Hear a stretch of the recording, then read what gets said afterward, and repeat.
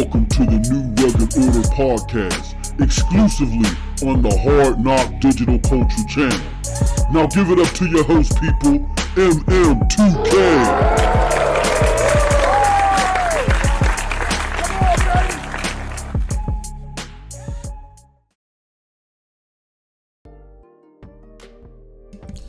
Yeah, what's going on, people? It is your boy MM2K, FP&TS Network, and Hard Knock Digital Culture back again with another episode of NRO Podcast or NRO Live, whichever way you're watching it. It's NRO, baby. This is where we talk about the latest and greatest in the week of gaming news, and man, oh man, do we have an episode for you. Thank everybody for coming. Man, what an interesting week in gaming, right? It made me realize, and while you guys are watching this, let me know how the audio levels are. I'm trying something new with my streaming software. They say it gives me better quality. It might reduce or eliminate the audio clipping that I just can't figure out why it's happening right now. So, but if the overall quality is a pain because of it, please let me know. Or if you can't hear me or anything like that, let us definitely know. All right, so here's audio is good. All right, appreciate that, Ron. Thank you very much, my good friend. I don't quite know how to start this one. But before I do, let me just do all the preliminary stuff, pay the bills. Let's show you this. All right, this is our mother site, pntsnetwork.com. We can get all the latest and greatest in gaming news. Come check us out down here. We got mad articles, and then beyond the articles, you can come and check out our streaming content, our game streams. You can see right there, our podcasts. You can see right there. And if you're looking for specific content from me, MM2K, you can go to the members section. Look for MM2K Gaming, right? And not only will you see the YouTube comment, but check this out. This is us right here on Twitch. This is us on Twitch. So if you want to watch the Twitch streams from the site, you can do that. You can also see our latest podcasts that are on the YouTube channel, all that great stuff. Plus everywhere you can follow me. So check us out there.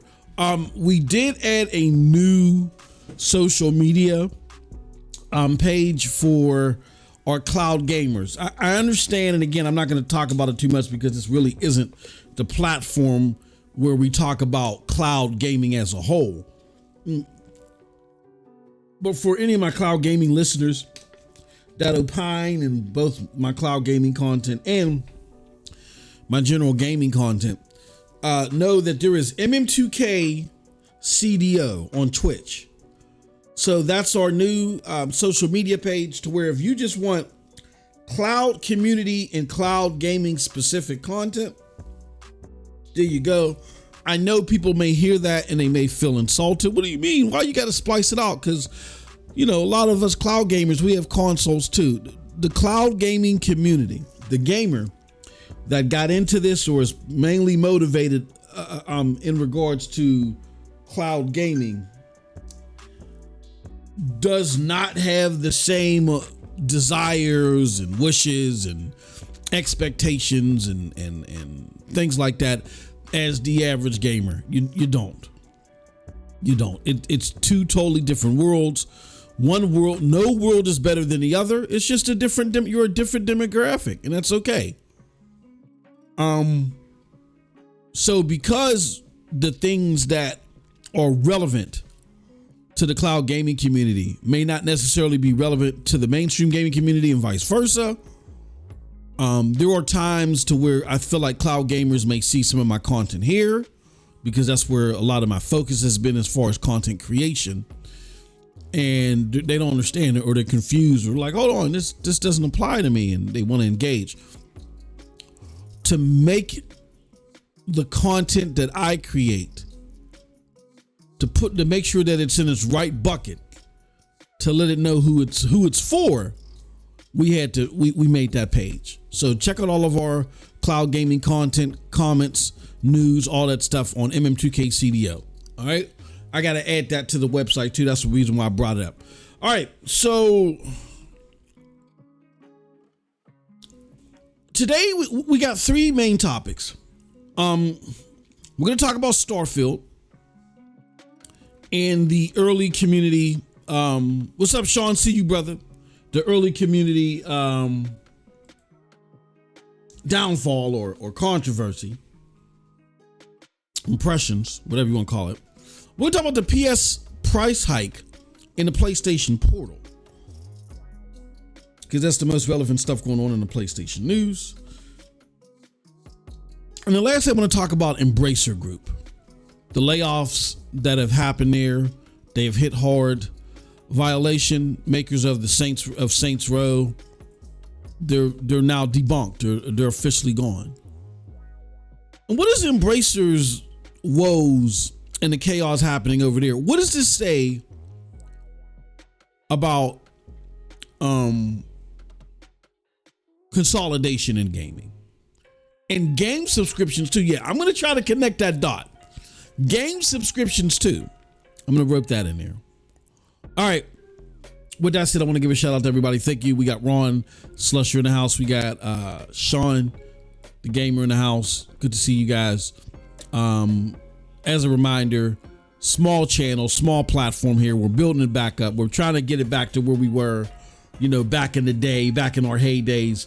We can't do that without your support. So if you want to opine, we'd be very, very gracious. It'd be very gracious to us, and we'd be very grateful because of it. See that subscriber button?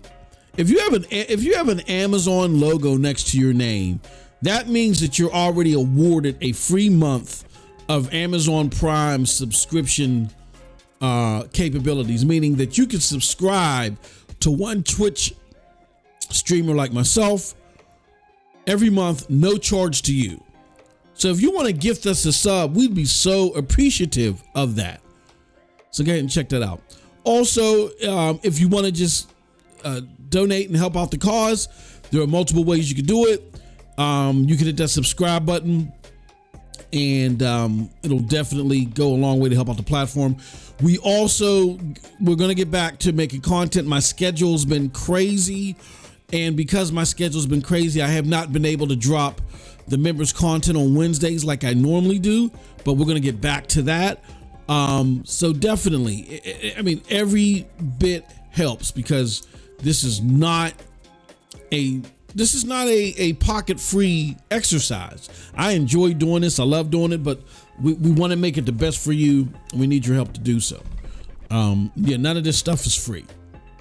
So, if you want to help the platform, help make us better, help, raise awareness to the discussions that we're having, the footprint that we have, because I think we have a lot of important things that need to be said, but just aren't being said, because there are not enough intelligent conversations being had out there when it comes to gaming.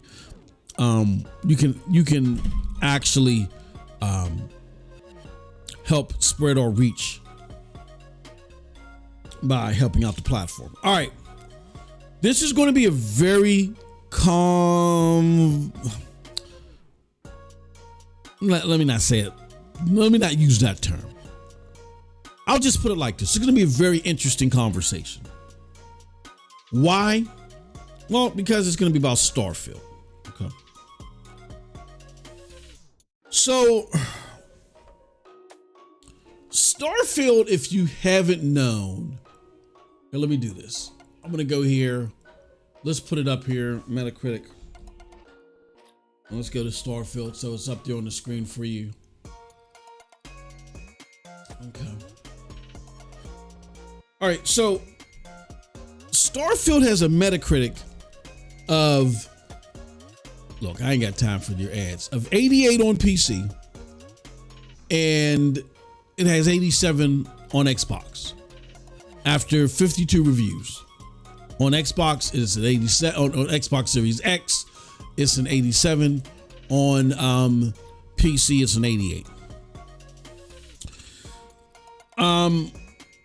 those are atypically great scores, right? Just a few scores away from a 90, which 90s games are normally must-play essential Metacritic games.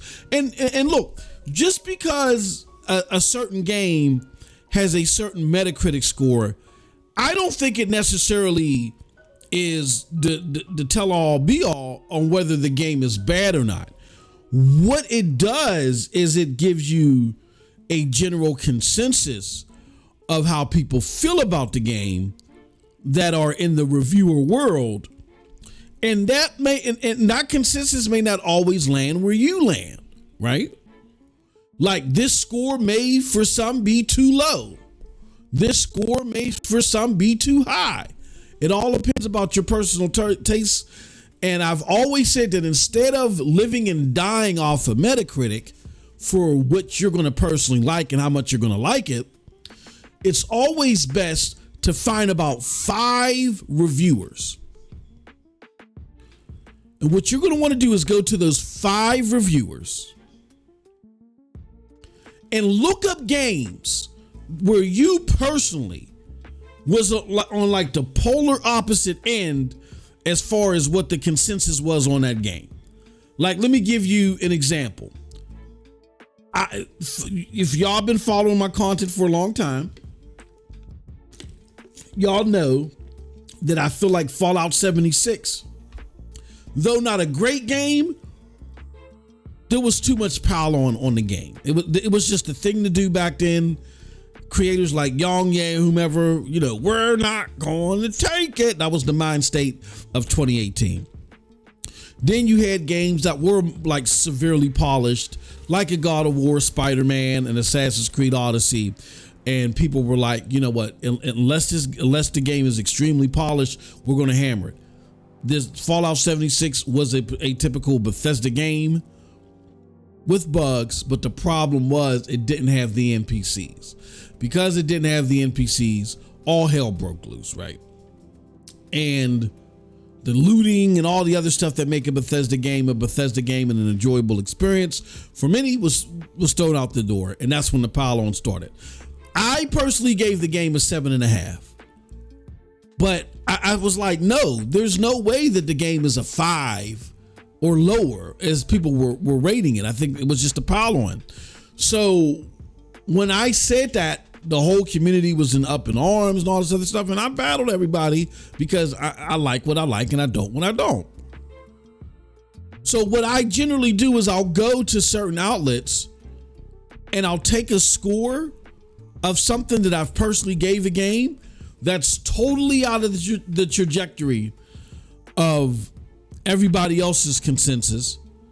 And I'm going to look and see who aligns with me there more often than not. It's easy if a game is great, like God of War. If you got a great game like God of War that everybody likes, it's kind of hard to say, okay, you like what I like. So you got to go a little bit further beyond that. You got to find who likes the uncommon things that you like or who dislikes. You can do either or. I found out that more often than not, that my go-to when I'm on the fence about a game is Destructoid. Destructoid, like when I'm like trying to figure out whether I'll like a game or not, and I'm like, oh, do I really want to get this? Man, I've found out that Destructoid is a reliable source for me to go to determine if I should or should not get a game that I'm on the fence about. Because I've taken multiple games, did that same exercise. What did they agree with me on, which was totally opposite of the consensus? I found more often than not that the reviewers at Destructoid pretty much matched my consensus the most. Not completely, but the most out of everybody. So Destructoid is a reliable source for me. So again, I said all that to say this. A Metacritic score within itself should never be a determinant if you should pick up a game on its own. So like if you're excited for a game and you're like, man, I can't wait to touch this game, man. I've seen stuff about it. I've seen reviews. I've done my recon on it, and I'm pretty confident I want that game. And then it got a Metacritic score of a 50. I don't think you should not pick up that game.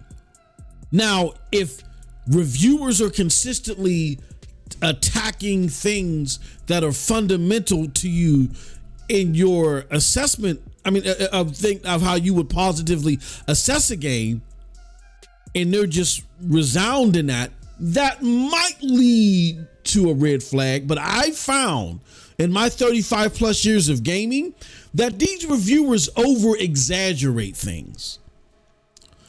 So it's always best practice to just play it on your own, access it on your own. Maybe you don't buy it outright if you got a friend that has it, or you can demo it, whatever. But never give up on trying a game because of its Metacritic score.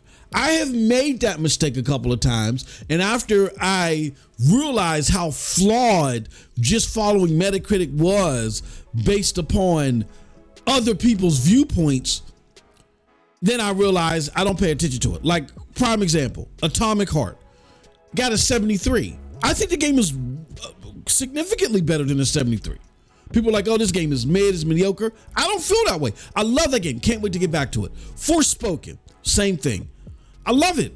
Can't wait to get back to it. Right?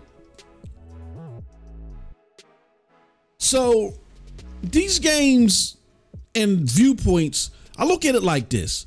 I don't care how many people bite into a sandwich and say, this is good. They can't tell me if it's good for me. I have to take a bite as well. You know what I mean? It's not like a silver bullet. It's not a perfect science, okay? So whether you're going to enjoy a game or not should never come down just solely to a Metacritic score. However, you have this dynamic within the mainstream gaming space where people are not comfortable with their choices. Like me, when I said, you know what? I like Fallout 76. It's flawed, but until I get tired of it, I'm going to play it. And I'm the type of person, I'm going to express that, and I don't care I don't care what anybody says. That's the average person isn't cut from that cloth, unfortunately. I've lost friends because of gaming decisions, have quarrels back and forth with people because of gaming decisions, because I like or I dislike something that they feel different about. That's the fragile nature of the human psyche. You don't like what I like? Oh. I don't fit into that realm. So because of that fragile psyche that's out there with gamers, and it's at its most critical point now, a game has to get that coveted score for a large sector of the gaming populace, or all hell will break loose.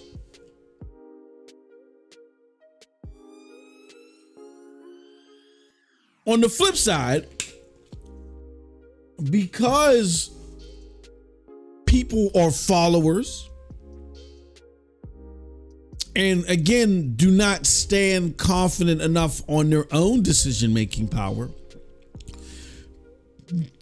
a big swath of the gaming community makes purchasing decisions based off the Metacritic score. I've seen it plenty of times where there were games that people were like, oh, I really want that game. That game looks dope. And if the Metacritic is low, nobody buys it. Oh, they don't even read on what the consensus is of the problems. They just say, you know what? Now I'm not getting it.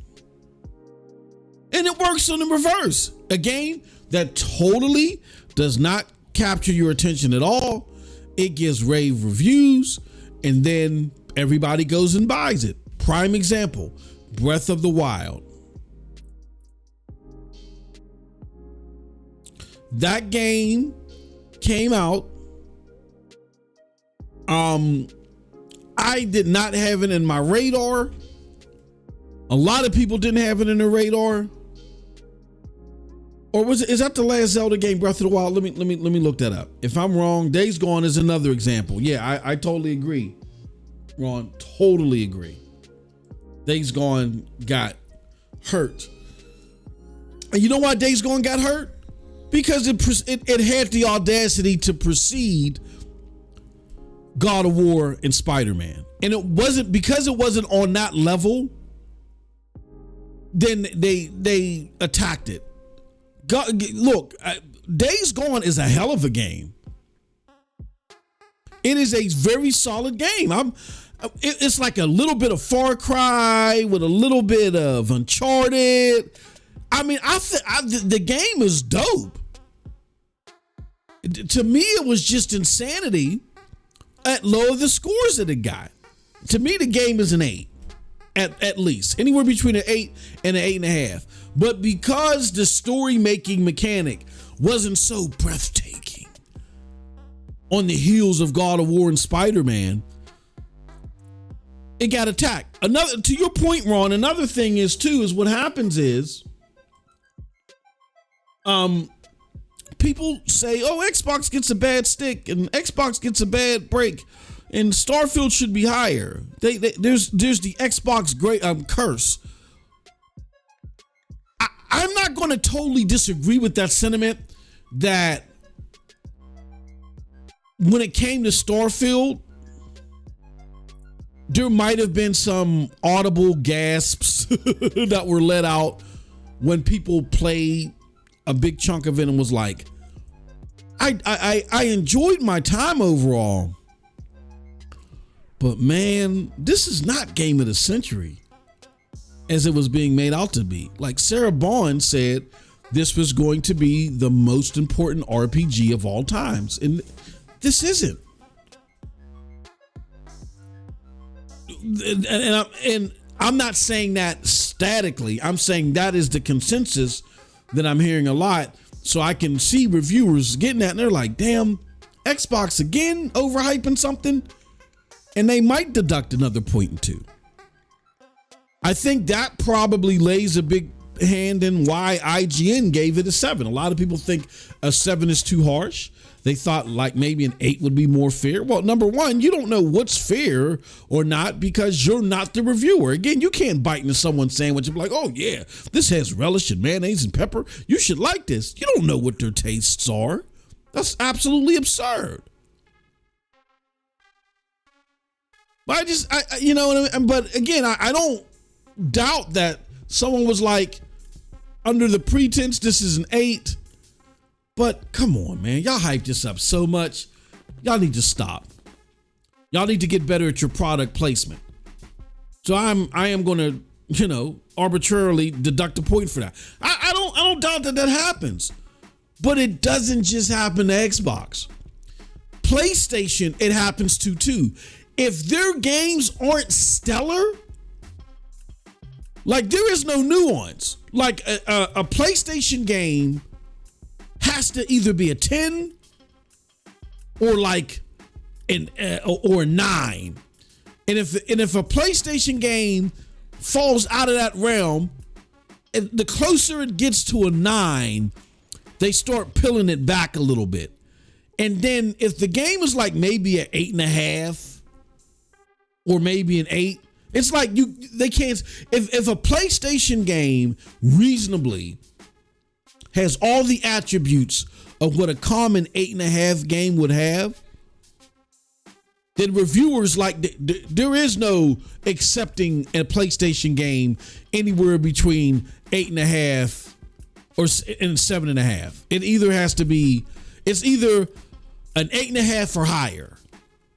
Really a 9 or higher, but if it's not compelling, we're gonna knock some points back. That's PlayStation gets it too. In some cases, they get it worse. Days Gone is a prime example. Days Gone, when you look at the common 8.5 games, and I played Days Gone. Days Gone fits in within that realm, but because it had the audacity to follow Spider-Man and God of War, it wasn't of the same ilk. It wasn't as great as those games.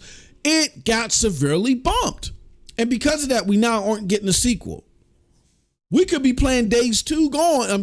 Days 2 Gone. We could be playing Days Gone Part 2 right now. We could be playing it right now. If it wasn't for the media smashing it and it not really achieving it because of that, achieving the success because of that it needed. He said, how does Microsoft, he says, Microsoft follow up Starfield, Forza?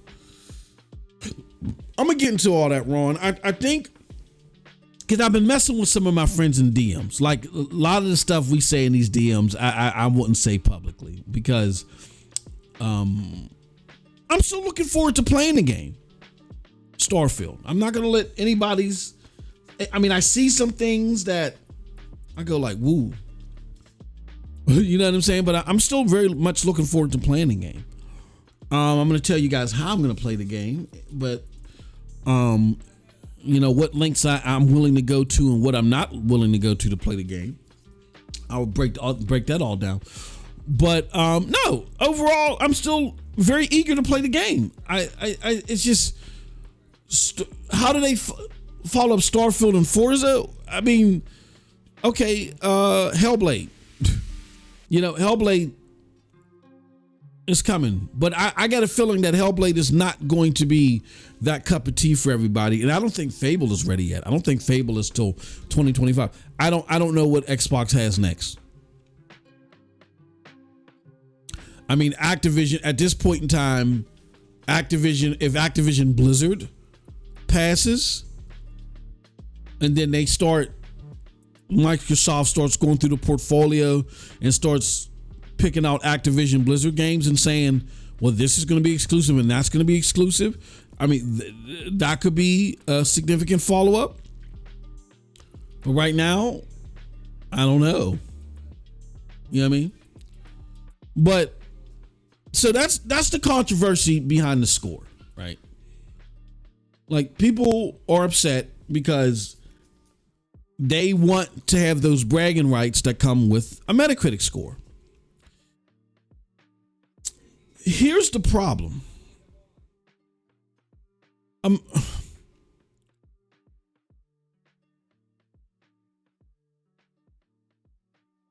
Okay, well, before I get into the problem, let me break down what the score actually means. The score means that you have right now what is being considered a very good game. It's on the cusp of a 90 that has like 400 that had like 400,000 Twitch streamers. I don't know how many they have now, or 400,000 people viewing Twitch streams, that peaked at 200,000 plus people playing it on Steam. You know what I'm saying? And this is just the early access. So who knows what's going to happen, what the floodgates are going to look like once the main game comes out. Who knows? So you have all those dynamics. You have the dynamics of a game that is going to see significant success. I don't know how much success you're going to see on console. I think you're going to see significant success on PC. And that's great. Are you going to see Baldur's Gate success? I don't know. I mean, this game had a lot more heavier anticipation for a longer time than Baldur's Gate, but Baldur's Gate just exploded. It was, like when you have a game that's rated high, it explodes. And now we're about to, and then look, that's just Steam. We don't know what's going to happen once Baldur's Gate hits PlayStation 5. My God. That being said, I think I'm pretty confident that Starfield will see a lot of success on PC. I'm confident there. What it's going to equate to on console and what is success on Game Pass. Like, I don't know. I don't know. I mean, we can kind of like take a look at and see most played. I would anticipate that it's most played right now on Xbox.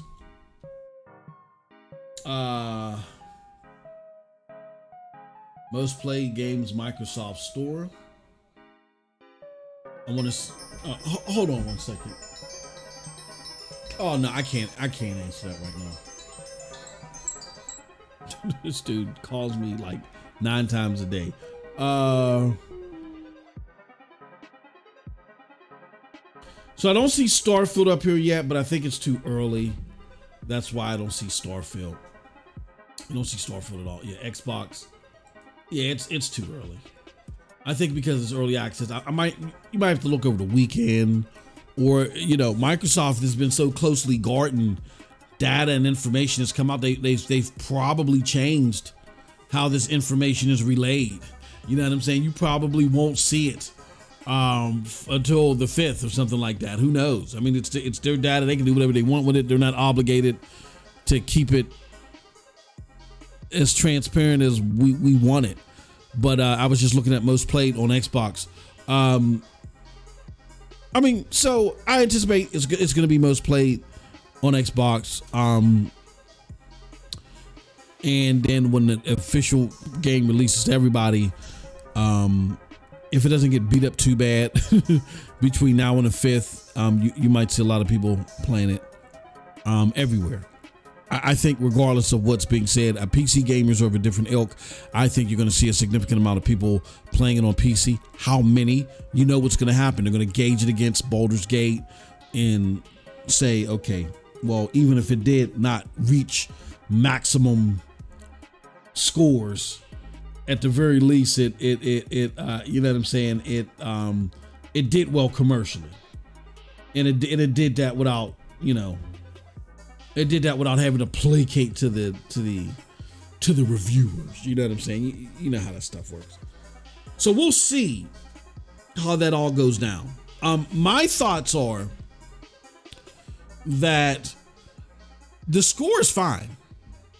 The score is, I mean, the score is what it means is that Bethesda has now, despite running into some roadblocks, Bethesda has now got back to a place where they can make games that people will generally enjoy.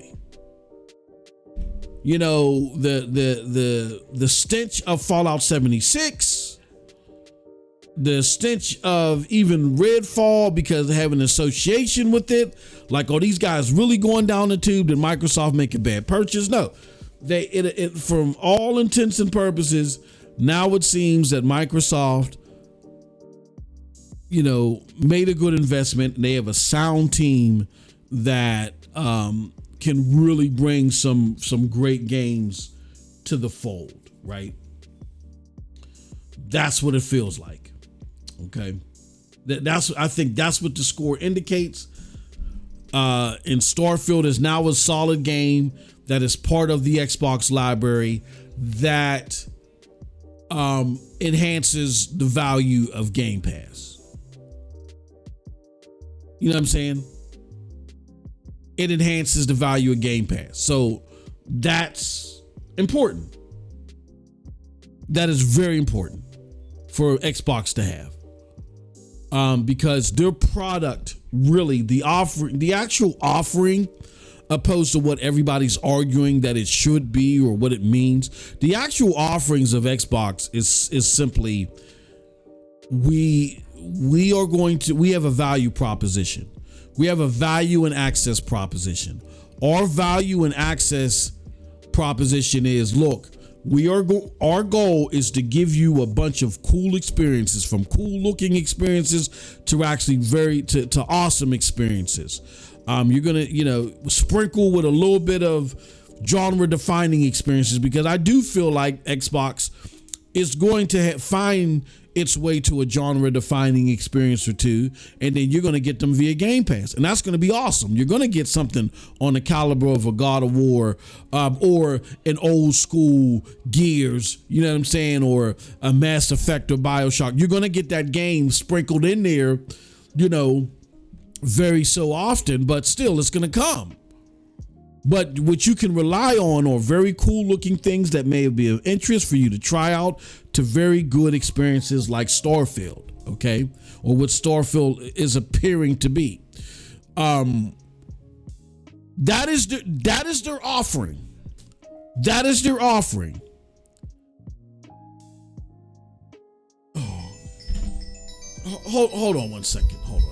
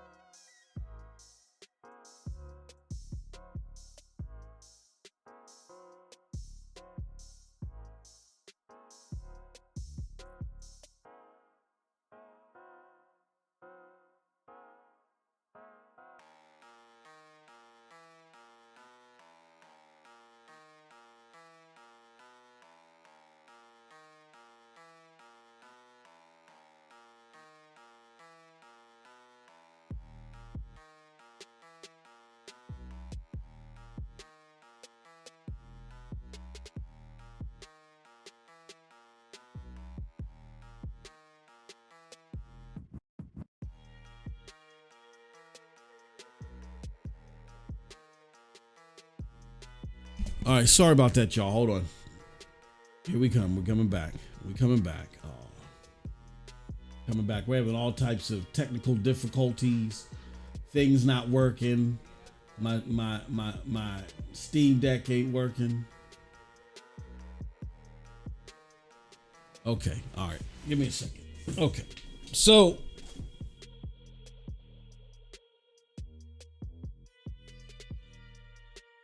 yeah, so all platforms have their product placement, their selling point. They have their core audience that they're aiming for, right?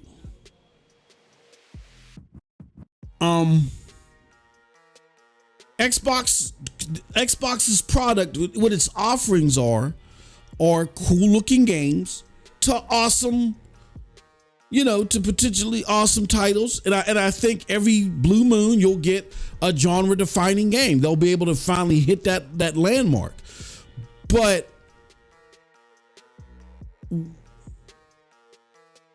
you have people, so that's what that score means.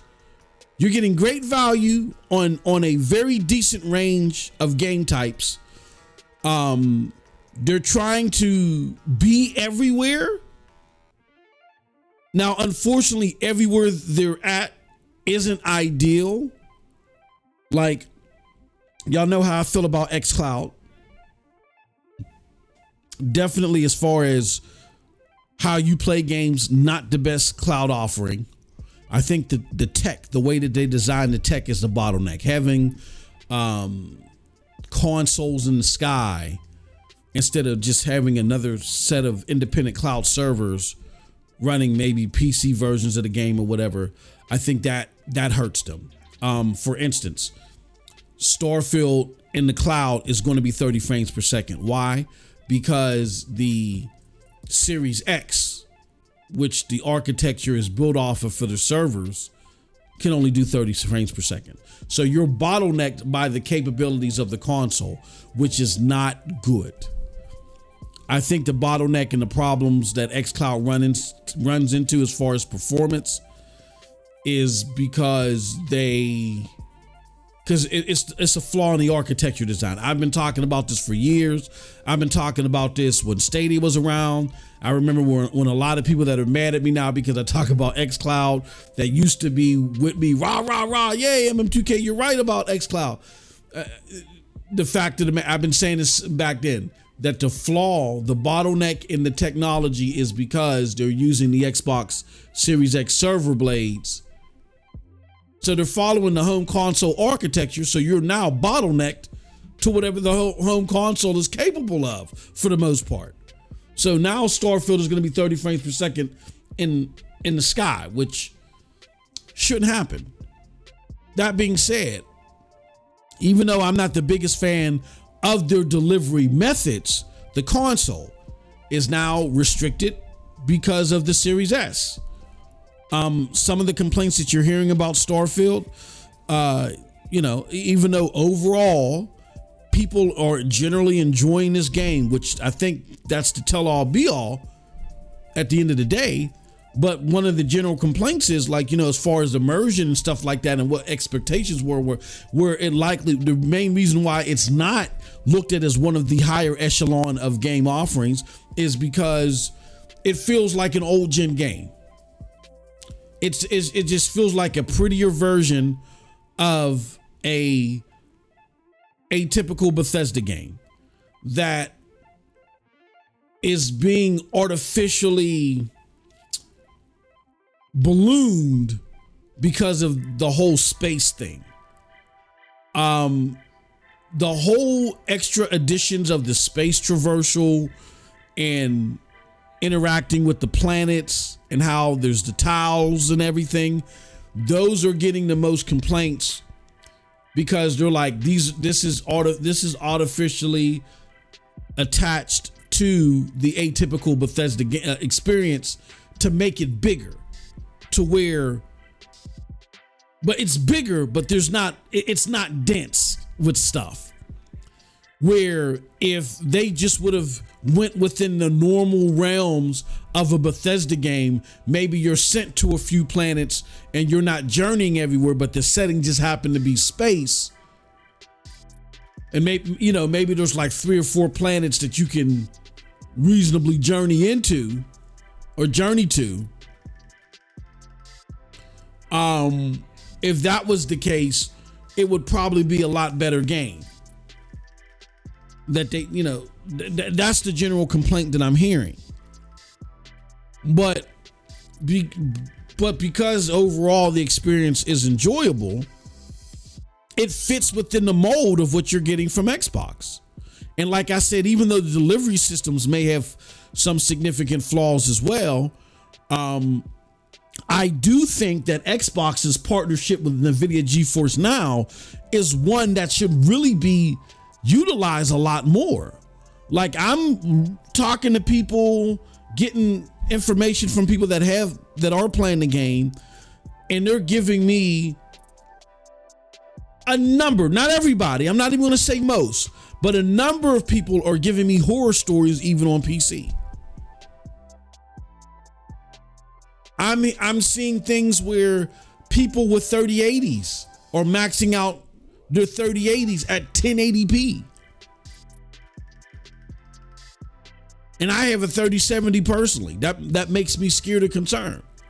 There are no scares, there are no concerns if I'm playing on NVIDIA GeForce Now. We did a showcase on Cloud Dosage Streams. That's our Cloud Dosage affiliate that we do all of our game streams on.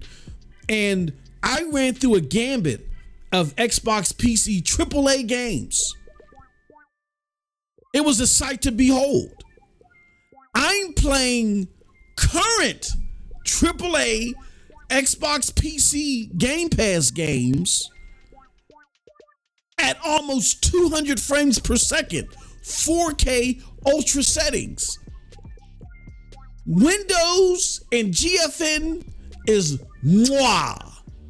Or Game Pass PC Game Pass and GFN are the ultimate chef's kiss. And a lot of the things this is what I realized. A lot of the things that people are complaining about that they're not feeling anymore from their console and any of the other tech delivery systems that Xbox offers, where they feel like the experience is mediocre.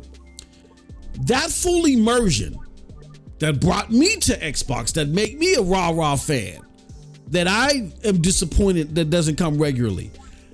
I'm getting it from the PC experience, and I can get it from the PC experience without paying the PC money because of NVIDIA GeForce Now. They need to embrace the NVIDIA GeForce Now in this tech more abundantly. Cold Blood Sensei, who was the biggest critic, well, he's the biggest critic of everything, but the biggest Xbox critic out there, said live on air the other day, which I didn't quite understand, but now I do. He said, dude, I got me a 4090, I think he did. I got me a 4090, and I'm playing these Xbox games. He played some Xbox games with the world-renowned Doc Dark, our brother Doc Dark. And he said, man, I'm having a blast. He said, Xbox games on PC are fun. I said, bro, you just capping. You know what I'm saying? Until I got my opportunity to do the same thing.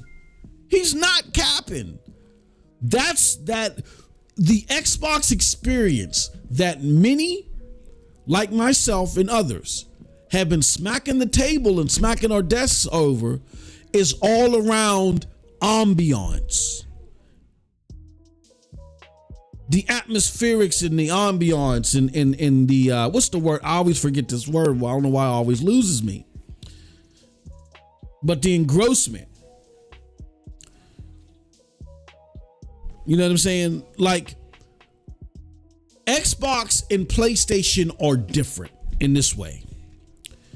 PlayStation reaches its peak when they integrate very good gameplay. It doesn't even have to be stellar. It's just very good to very good gameplay with stellar storytelling mechanics. That's what makes PlayStation great.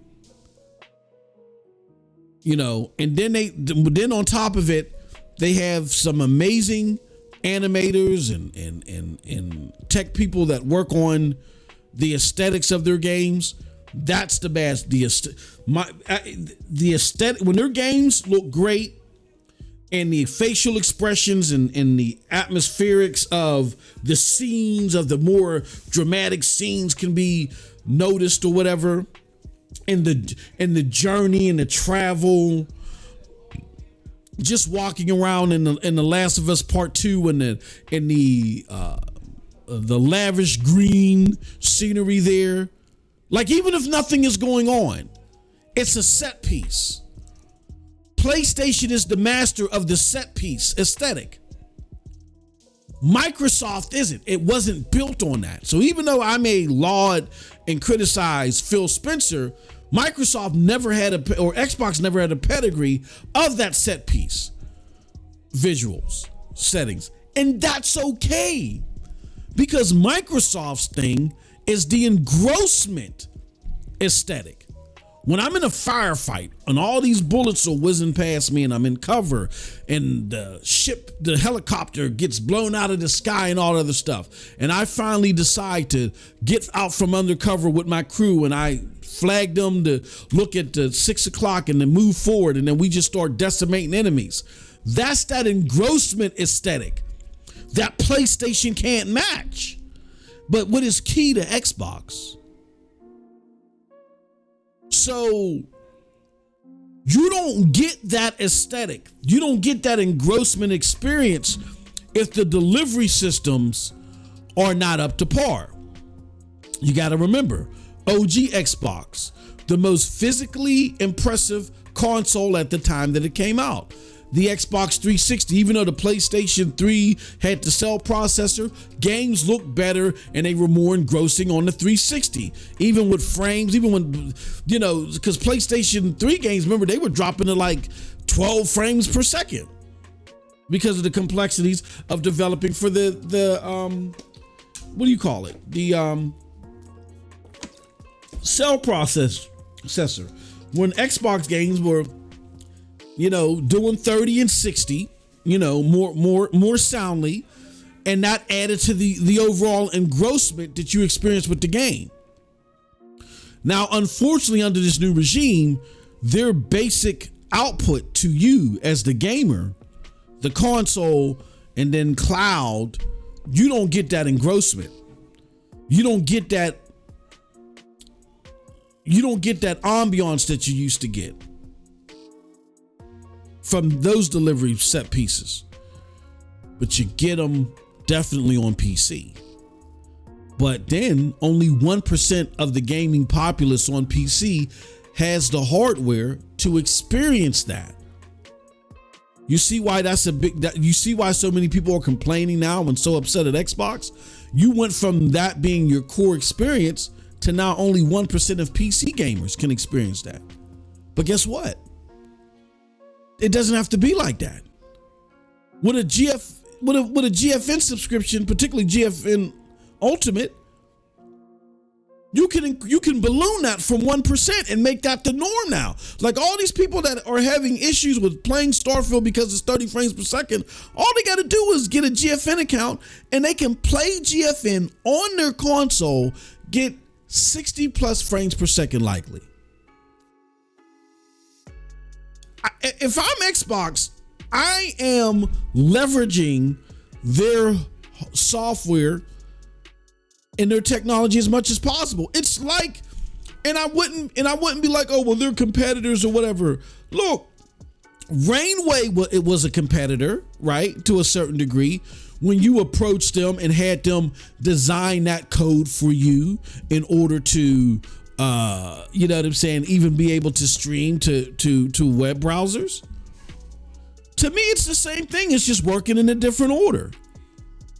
I would partner with GFN to reduce the price of GFN Ultimate to Game Pass subscribers. It's a partnership like how you had with Rainway. I'm pretty sure you had to pay Rainway. Just pay GFN to partner with them.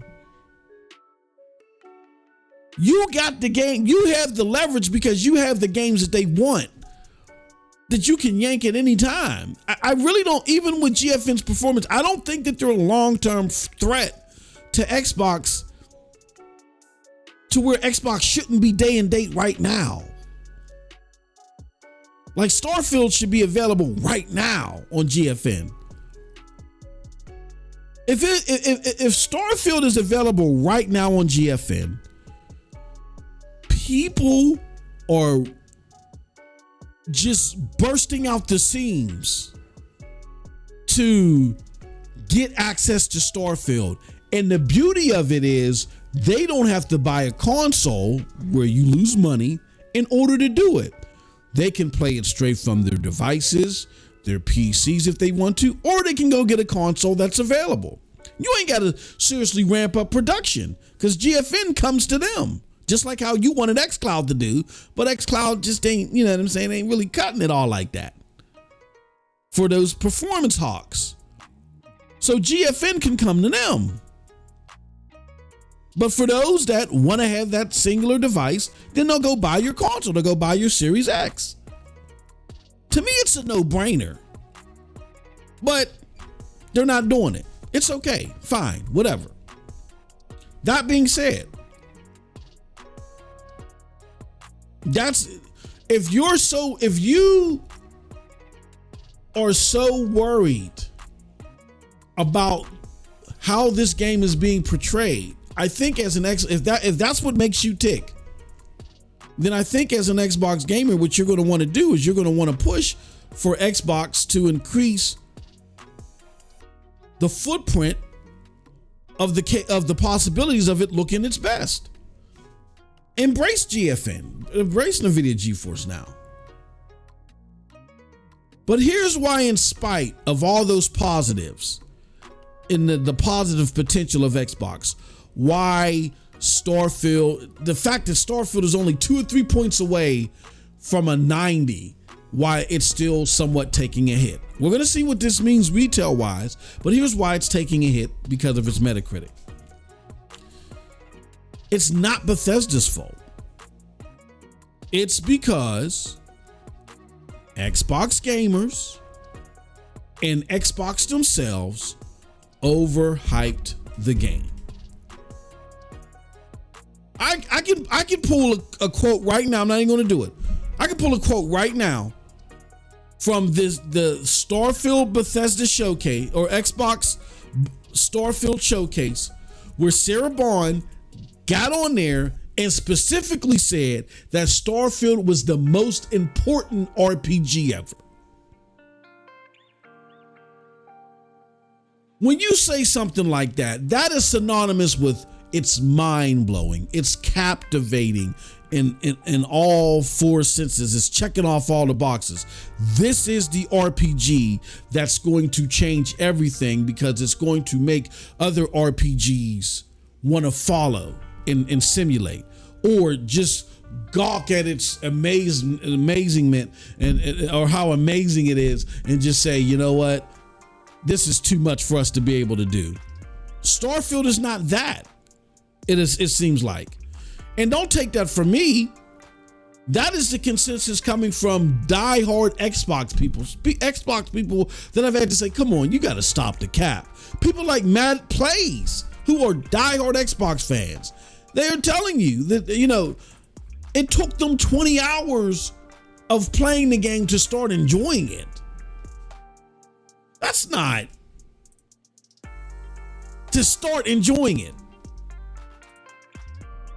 Not be blown away, start enjoying it.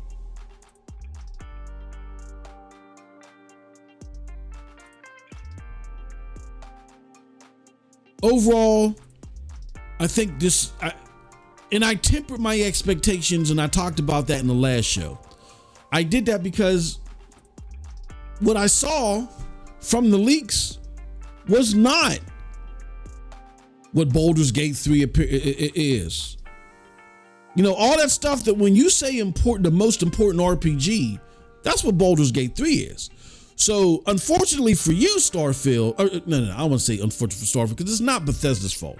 Unfortunately for you, Xbox, Doom was already the most important RPG already released this year. And those are the standards you're going to be compared to.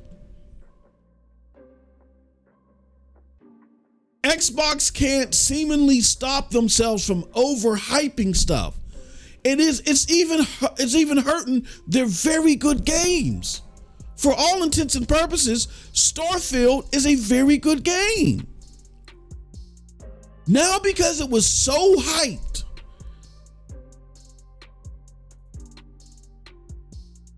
by everyone on the periphery, the meager missing of a couple of points and the fact that it has to be genre defined. You heard the people at Kinda Funny who are big Xbox fans, not Kinda Funny with Greg, the Xbox wing with Paris and all them. They said Starfield had to be a 5 out of 5 because of the expectation set. Phil Spencer hinted and suggested that Halo is no longer the flagship, Starfield is. So if Starfield is your flagship, and it's landing in the same place that Halo is, potentially lower, because you got to remember too, these people that got these Metacritic scores, these are the most this is the most positive outcome that you're going to see Metacritic wise for Starfield, because Xbox and Bethesda specifically catered and sliced out the people that would have been more critical of the game. So now that the cat's out of the bag, now that the game isn't perfect, which it doesn't need to be perfect, but now that the game ain't perfect, now the true critics have access to the game and they're going to reflect on that Metacritic score. So this game is actually going to do less than Halo at the end of the day. It's going to drop. Now, is it going to drop to like 80? I don't think. It's going to drop a couple of points. But still, it's the perception, it's the optics of it. That matters here. And because it's going to drop, the sentiment is going to be set. You foregone Halo for something even less?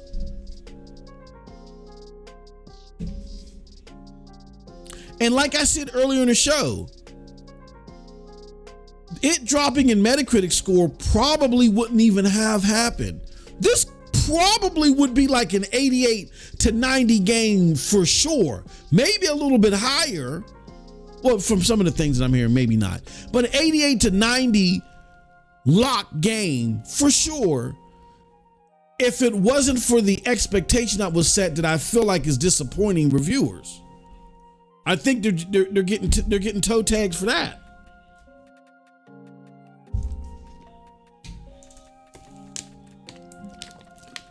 So based on all that, and let me just close out with this and then I'll get to the chat.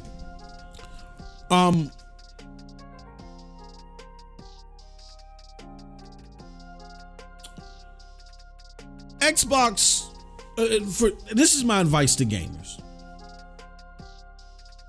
The console warriors for Xbox. I want to play something for you. Something critical from someone that y'all don't always like, but I didn't always care for this person too. In my extremely pro Xbox days, I went back and forth with this person. We had a, infamous, battle over the airwaves. You know what I mean? Where we were going to, you know what I'm saying? It was extremely entertaining. Here's what I have to show you from this person who kind of helped me realize that the product that I was fighting for wasn't quite dear anymore. I think this is him taking off the console war hat that he likes to wear, and him just speaking plainly and quite honestly true about the experience that you're going to get with Xbox and how you guys need to look at it differently. You can definitely enjoy it. There's a lot to enjoy. You can definitely enjoy it, but stop putting unreasonable expectations on it. And here, let me see if I can find it. Okay, so here it goes right here. Let me pause the music. Let me pause the music and let me cold blood in the house. Where you been at? The hell you been at? You late, boy. You late, boy. All right, let me play this for you from this individual that had to wake me up, right? He had to wake me up. And when he woke me up, I was like, damn, this is true. All right, good. Now, let's play this video.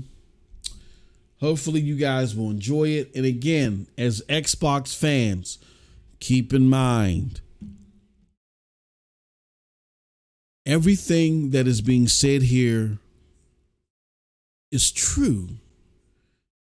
You gotta temper your expectations. Here he goes, my good friend, Porter Rock 77. Let's listen to what he has to say. So what's up, Twitter family? Okay. Great video. It's 4 minutes long. Let's get into it. I'm going to shut up now. So what's up, Twitter family? Hey, this is your boy Porter Rock 77. Yeah, I'm tired, man. I've been driving the last couple of hours. Finally got to the hotel. I dropped a video. Go check it out on my YouTube channel. But let me drop something here for the Twitter family, right? Enjoy Starfield, right? Hell, I played Forspoken, which scored much less, got worse criticisms, did have a lot more issues to the game. Really, the main thing for me, the game was this combat and gameplay. But I played it, loved it, for the things that I enjoyed about it. Played the DLC. It is what it is. Don't worry about scores and all that stuff. You know what I'm saying? There's plenty of games I played that are in the 60s or 70s and stuff like that, right? But I understand what you guys want. You guys want something to celebrate with your brand. The way, on the PlayStation side, when we had our God of Wars, stuff like that, our Game of the Years, The Last of Us, you want that big blockbuster title that does something. Here's my advice to you guys. You guys, and you may think I'm trolling or being a fanboy or whatever. No, but I'm going to be serious. You need to temper your expectation and give Microsoft a lot more time to build that team. You guys, they're not going to build the expectation you guys want. They're not going to do that overnight or within a snap of a finger from last gen to this gen. They don't have that people yet, right? Generally, at best, with who they have and what they're bringing to the table, just generally expect a generally good platform that could potentially bring good games. But them Game of the Year bangers that to put Microsoft on that tier of, top studios, top publishers, and all that, they're not there yet. It's going to take a while. There's going to be people leaving, people coming, build the culture. And you simply just don't build that culture just by buying studios and throwing them together and say, hey, we're one big publisher, now we got the best. Doesn't work that way. They're going to take a minute, Perfect example is like my Giants, New York Giants, right? Getting new players, building a team, but I'm not going to expect them to win the Super Bowl this year, because if that's my expectation and they don't win, then I'm going to look at it like, oh, this plan's a disaster. No, it's because I held unrealistic expectation. You can't hold an unrealistic expectation with these guys. You can't. Recognize who they truly are. Recognize the leadership that they truly have. They don't have the best decision makers to truly identify, man, these are going to be the biggest blockbuster games out there. They're not. They don't have that crew. Generally, at this point, the crew that they do have, Xbox Publishing, is generally, they probably have enough to generally give you a generally good game. You might have a shining diamond here and there, like Forza Horizon might stand out, because that studio already has the pedigree for top quality content. But the rest, you could probably generally get a good, really good game from there, But overall, as a brand, they're not ready for the big fight. They're not ready for the Mandalay Bay. You know what I'm saying? They're more like the undercard fighters. So give Microsoft another gen to really be that top tier if they can. But right now, they're just a good studio, just good, just generally average to good. That's the best you're gonna get out of them. You know, you expect more than that. You hype more than that. You start saying things like game of the gen, game of the year, best out there. You're gonna get hemmed up. It is what it is. You gotta recognize who they really are, and just accept it. All right. Anyway, this is boy Porter Rock 77. Y'all have a fun weekend. Peace.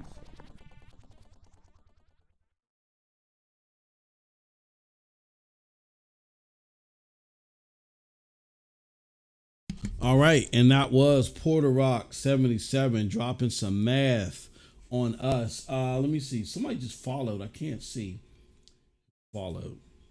But whoever did just follow. Thank you very much for the follow. I appreciate it.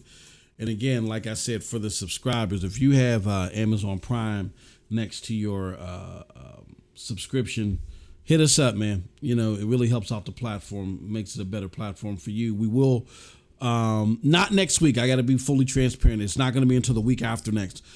The week after next, we're going to start with the members content back again in the Discord, because we got and the reason being is we got something big lined up for you guys content wise. It's just huge, and we told you this was going to be our most ambitious year, and we're about to pursue it. So I can't start the content yet, because then I'd have to redo it for something that's coming. Just bear with me. Okay. All right, so that's where we're at. Thank you, Porter Rock, for putting that out there. He basically explained that, hey, look, y'all, the problem so much isn't the Microsoft content, more so than it is it being overhyped. And Microsoft Xbox is participating in that overhype, which is shame on them. They're causing a lot of self-inflicted wounds. But the reason why they're doing that is because they see how much attention the console warriors on their side are generating on Twitter. I told you I've been doing this since 2017. The same people that you see creating the same level of content, you know, it's not that they've gotten better. Actually, I got to admit, their wherewithal, their understanding, and their decisive thinking has actually lessened a little bit. A lot of these people that I used to watch that were critical where they needed to be critical, that just they happen to like Xbox more, but when Xbox was on some BS, they were like, nah, this is not acceptable. They don't even do that anymore. It's like they can't say anything critical at all, unless they follow up with some ultra glaring praise that just isn't there. So I will say that the content has even lessened in overall quality. These people went from maybe getting 100, 200 views live to getting over 1,000. The Xbox community on social media is unmatched at the moment. We used to think it was Nintendo and PlayStation was in there somewhere. Nintendo and PlayStation probably combined does not match the Xbox community. And the thing that they get off on, for lack of a better term, is red meat. What is that red meat? Oh, the Sony pony and the PlayStation games suck and the Sony pony. That's what they get off on. And they're so focused on Final Fantasy. Again, I'm seeing this being brought up again. Final Fantasy not reaching financial expectations, and PlayStation isn't PlayStation. They're so focused on PlayStation failing and Xbox looking better than PlayStation that they're the ones that are overhyping Starfield. And then that's prompting Xbox to do what I think is just really stupid stuff, like going out and saying that Starfield is putting all this pressure on Starfield and labeling it the most important RPG of all time. No, it's not. It's a critical RPG for you because you decided to say, you know what? Yeah, Halo didn't do what we needed it to do. Don't even pay attention to that fire. Why? Because now Starfield is the new mascot. What? You know what I'm saying? What? And this team at Xbox based that off of hype. The only thing that this team at Xbox excels at as far as gauging is hype. They're not the greatest, or they don't excel at gauging the actual content. That's Porter Rock's point. So because of that, they don't have the right people that are going to bring you God of War, Spider-Man quality games. They're not going to bring it to you. Is that a deal breaker for Xbox being used or utilized in your portfolio or at all? No, absolutely not. Their proposal is the value proposal. They're going to give you an array of games. You're going to get, up to from interesting to awesome games. You're going to probably get a lot more experiences from them volume wise. Because of all the studios that they have. And it's going to add value to Game Pass. Now, for me, what that value means is when I take that PC Game Pass portion over to GFN, I have the stellar times that I had last night streaming, man. 200 frames per second, 4K ultra settings. Are you crazy? And again, on game, these aren't old games. These are games that came out, I think earlier this year or last year. You can't beat that. But that ambiance, the atmospherics that presents, that's classic Xbox. And unfortunately, you don't get that classic experience directly from the console or on the cloud or whatever, or just from the general PC experience. You got to have a high-end output. You got to have high-end output in order to get it. So why not utilize something that gives high-end output to pretty much anybody? It doesn't matter what device you're playing on. It doesn't matter so much how much money you have. You don't have to have $1,300 just for a GPU alone in order to experience this output. That's why I'm saying they got to better partner with GFM. That being said, console warriors for Xbox, y'all are fighting over the wrong thing. Y'all should not be sitting there trying to compete with PlayStation over Metacritic. It's a fool's errand. I see y'all arguing, PlayStation ain't got nothing in the pipeline. We know about the games that we're getting. Look at all these games we have in our subscription service and that are coming day and date. That if you want to play that console war game, that's your argument. Sitting up here overhyping games diminishes the returns that you're going to get from the product. Stop doing that. I don't get it. You're not going to have the bangers that they have, but they're not going to have the value that you have. You have the value argument. Stick to that if you want to play this console war game, right? That being said, Xbox haters who are hoping that the overhyping of Starfield means that Xbox will die one day, you are also cutting off your nose to spite your face. PlayStation cannot be trusted to deliver quality on their own without someone breathing down their neck. Don't believe me? Let's go back to their showcase earlier in the year. The fact that they are feeling no threat from Xbox, I believe they honestly do believe, because they put in an email, that Xbox paid too much for Activision Blizzard and that they are no threat to them in the near future. That now that we see them doing this, we're seeing a lot of stuff where PlayStation used to be very cognizant of its player base. They're just like shoe fly. We could care less. The showcase that you saw earlier in the year. Now the price hike. The fact that they've cut off the fanfare. They're like, look, if you want genre defining experiences, you have nowhere else to go. So we're going to do what we want. And now the games as a service quandary that seems to be upon us. Well, how did we get there? because they have no competition in the slice of gaming that they are, which keeps the lights on.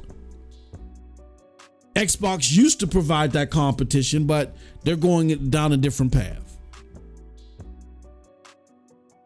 Or they're operating within a different space. I don't think you gain anything from Xbox staying out of that space entirely. You want them to get better and get back to a point to where they do at least more frequently put out genre-defining games. Because look what's happening from them having a competitor, but them just not feeling threatened. PlayStation must have somebody breathing down their neck. They can't have it too easy. So Xbox haters, you must understand why it's important for Xbox to see some success while being more frequent with genre-defining it. They ain't got to do it at the level of PlayStation because they're offering a different product now. But if Starfield is a 95 or a 97, that keeps PlayStation's on its toes. If Redfall is a 95 or a 97, that puts PlayStation on its toes. Guess what happens? You get more transparent information. They're trying harder. They don't even feel like they're trying. Look, PlayStation has already turned the corner and they've said they're not messing with us. Now there is no sense of urgency. We're going to do what we want. We're going to show you the games when they're ready. That is some detention hall. You're on, in-house suspension conversation. You'll go home when you're ready. Just sit down and write, I will behave 1,000 times on this piece of paper. There is no sense of urgency. So they don't feel like they got to jump through hoops to keep you satisfied. Why? Because where else are you going to go now? You see how that works? That does not work in your favor. So hating on Xbox to the point to where you want them to go away is foolish as well. I want them around. That's why I routinely critique them.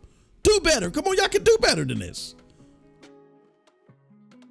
Put the heat on PlayStation somehow, because we all win. PlayStation gets better, Xbox gets better. Last but certainly not least, while I'm talking about Starfield, I want to talk about this. This is the biggest irony that I've noticed in the last few days, and I talked about this. And let me see if I can find my tweet. Because what I just talked about in regards to being critical of Xbox, making them understand that, okay, we get it.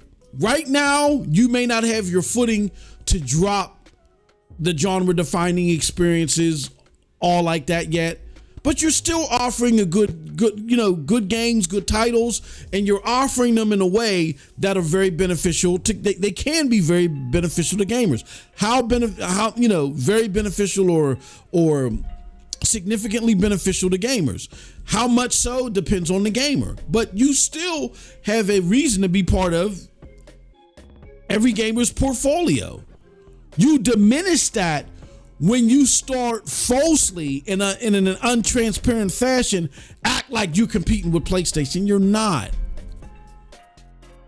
So stop using terms that are for PlayStation type games. The most important RPG and the world's most powerful console. Stop it.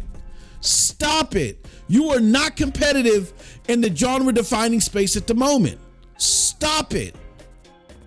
Shine a light on the value proposition, which is very compelling for gamers. Let me see if I can find damn it, I can't find it. Hold on, I'm gonna find it. It was just extremely. Oh, here we go. Let's put it up here on the board. Extremely entertaining to me to see this. my internet still is not working. Maybe if I restart this thing, I think I gotta restart it. Okay, let's restart my Stream Deck. All right, so I gotta do this manually.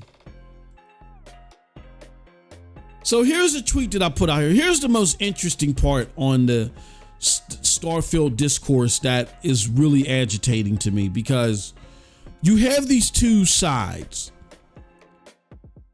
You have these sides of Xbox apologists and Xbox haters. You know, where the Xbox apologists just they don't care. They're not focused on the content or what's right for their fellow gamers, as far as them not being duped or things being transparent for them. All they care about is Xbox being shown in a positive light. So because of that, they'll sit there and lie and expand on caveats of information, like how they did with Redfall, right? And so many other games. Then you have the Xbox, you know, where you could say they suffer from Xbox derangement syndrome, where these people, quite frankly, just go and they want Xbox to die. They say stupid stuff like Xbox has never did anything good for gaming, blah, blah, blah, blah, blah, and they just want Xbox to die. So you got those two sides fighting each other in a war of insanity. But in the middle, you have gamers that invested in the Xbox ecosystem, or they're invested in the PlayStation ecosystem, and they understand two things. They understand that Xbox used to have a pedigree for genre-defining games, the 360. So they already have a blueprint for it. Don't totally abandon it, because the ambiance and the action narrative that I was talking about earlier, that Xbox is master at, you can bring that back to xCloud and to the consoles if you just do better. Think twice about the tech. Rework what you can work. Don't let the Series S be an albatross. You know what I'm saying? You can bring it back to consoles and your cloud delivery, right? And then even the PlayStation gamer, they realize that, hey, because they've been around for a while. When PlayStation has nobody breathing down their neck, they pretty much get arrogant. The PlayStation 3. With the PlayStation 2, PlayStation destroyed this competition, made Nintendo leave hardcore game. They've never done that. They made Nintendo leave. They were looking at the Xbox like, oh man, that thing will be dead in a couple of years. And they had the audacity to drop the PlayStation 3 and all of the foolery that came with that platform. So you got PlayStation gamers that are obviously concerned about that again. So you have us that are on the periphery that are adding critiques. They may be harsh, but because we understand steel sharpens steel. And then because you got some other people that are part of the Xbox Defense Force or whatever they are, they want to just lump you in with the other fanboys. And those are the neutral, but they pretend to do it under being a neutral observer. So I put out a communication to them yesterday, because the result of all these fanboys for Xbox out here crying and trying to bully and decimate reviews and acting irrational because a game got an 88, for crying out loud, that is a byproduct of a level of fanboyism that isn't being addressed. So don't come to me with your neutral observer crap and you're lamenting when you're not equally lamenting that's going on out here. If you want to address the Xbox hater, fine. Yeah, because they are absurd. They don't want Xbox around. That's idiotic. But don't pretend to be a neutral observer and then lump us in that are, or the harsher critics, lump us into just the haters because you're actually an Xbox Defense Force person trying to, what do they call the fake neutrals? You're trying to pretend to be a fake neutral. No, get your ass out here and address this idiocy that's out here over 2 Metacritic points. Not a head nod. Or, yeah, that's crazy. Get out here and speak that gospel. See, that's the frustrating part of this, for me, for all of this. It's bad enough that the defense forces out here and they're being patted on the head by Xbox and they're over exaggerating and overhyping experiences that are good. It should be a Starfield celebration, and it's not. It's mired in controversy because of the overhype stuff that's going on. I'm not saying that the Xbox haters wouldn't be out here and nitpicking stuff. That both sides nitpick stuff. You got people that would be nitpicking Starfield, just like you got dummies nitpicking Final Fantasy 16. But the fact that there's even a controversy is solely because of the overhype. And the overhype is excused when all the criticisms are just on the ponies. You are participating in this insanity that we're seeing. There's always going to be console wars. So yes, there's always going to be sides that go over the top on one side or the other. But arguing over 2 Metacritic points is insanity. And you, the fake neutral observer, you're actually contributing to this. Because you are an Xbox Defense Force individual in sheep's clothing.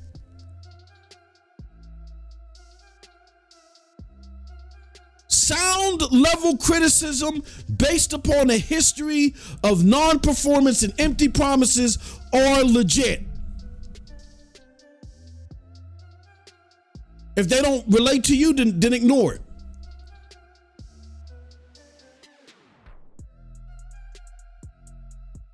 But don't come out with your fake crown and your fake scepter like, I'm above all this. Because you're actually contributing to it. And when you're not equally vocal, because you are part of the Xbox Defense Force, when you're and Xbox Defense Force, they know it. You're not fooling anyone but yourselves that think people actually believe that you're a neutral, that you guys and gals are neutral observers, and there's plenty of you out here.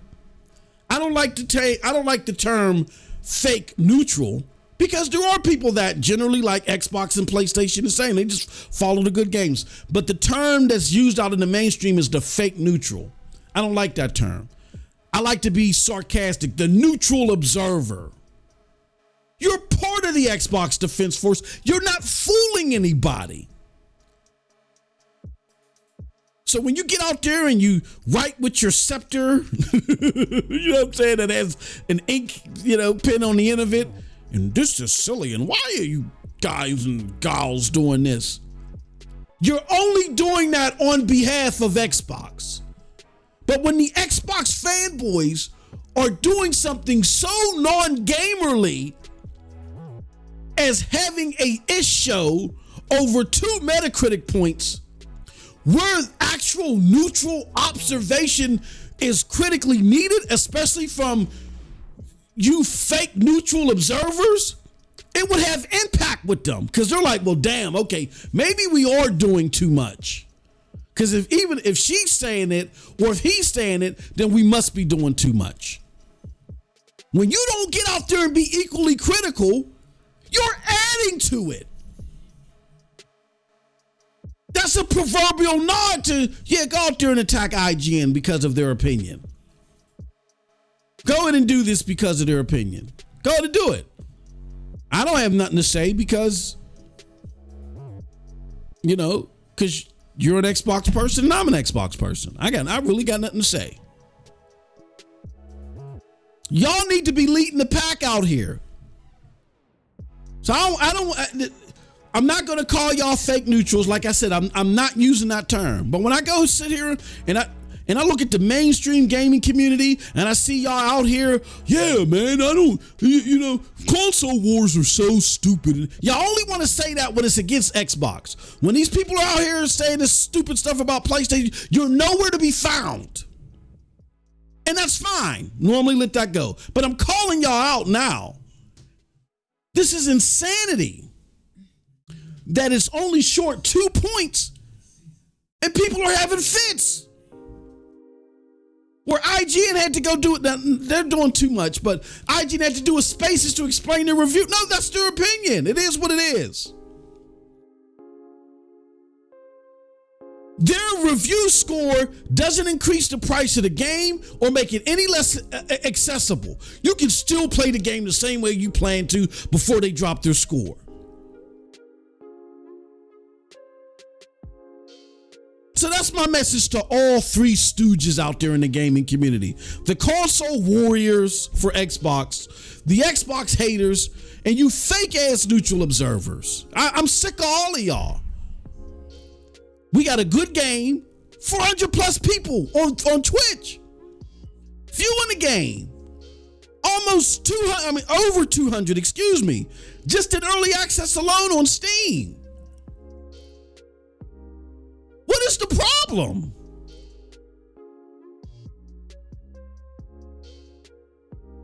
And it's a shame. Bethesda has to suffer because of this. Because they have the audacity to be bought, to be entertained. And the developers there, they didn't make that decision. That was Allard, God rest his soul, who passed away, former owner of ZeniMax and that former board that made the decision. I think is ZeniMax was they public? I don't know if they were publicly traded or not. But whenever you have investors and someone comes to you with a big proposal, you have to go to your investors and present it to them and say, what do y'all want us to do? And the board has to act in the interest of the investors. So if the investors are like, oh, hell yeah, you better take that money, then they got to pursue it. So all Pete Hines and Todd Howard did is had the audacity to work for a company whose board selected to be bought up. They don't deserve all this. Yeah. Did they sit there and say, yeah, this is the biggest Bethesda? It is the biggest Bethesda game.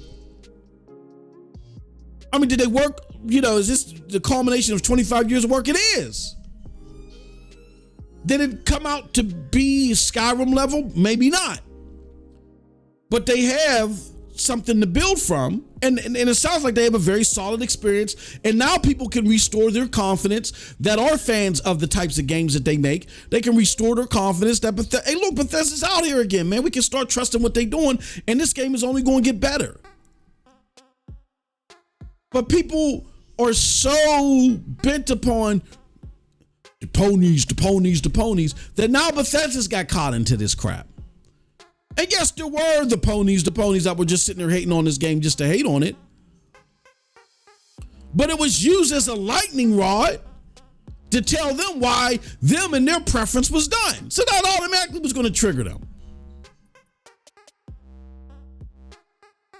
It's stupid.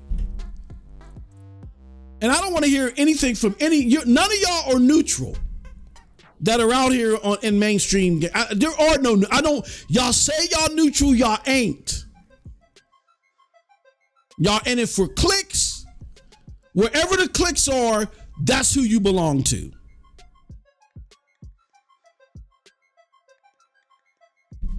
That's it. Period. Wherever the clicks are, that's who you belong to. The fact that people are out here having a cow. Well, like I said, the game 400K plus viewers on Twitch. 87, 88 Metacritic on Xbox and PC respectively. It might, reasonably you can believe it's gonna reach between 85 and 90. Stop, man. I want to hear that. I don't want to hear that the neutral, this shut up. I don't want to hear that trash. Meanwhile, gamers like myself who just want great experiences coming from both camps again, we get caught in the middle, and then we get carjacked and taken to these peripheries where we don't belong. Unbelievable. So those are my thoughts, and that's my suggestion. Can't wait to play the game. I'm personally I'm going to play it natively on PC. I saw some things on Digital Trends, and I've been looking at some stuff online where they're like, look, it's rough on PC in certain regards, but if you try this, or this, you'll get a great experience. So I'm hoping that I can tweak some things via some suggestions that I got, and I can get it at 1440p 60 natively on PC. I don't know how I'll be able to stream it though, because I haven't streamed natively. Well, I know how to do it because I'm going to play it on my one PC, and then I'm just going to have to stream it using my capture card on the other one.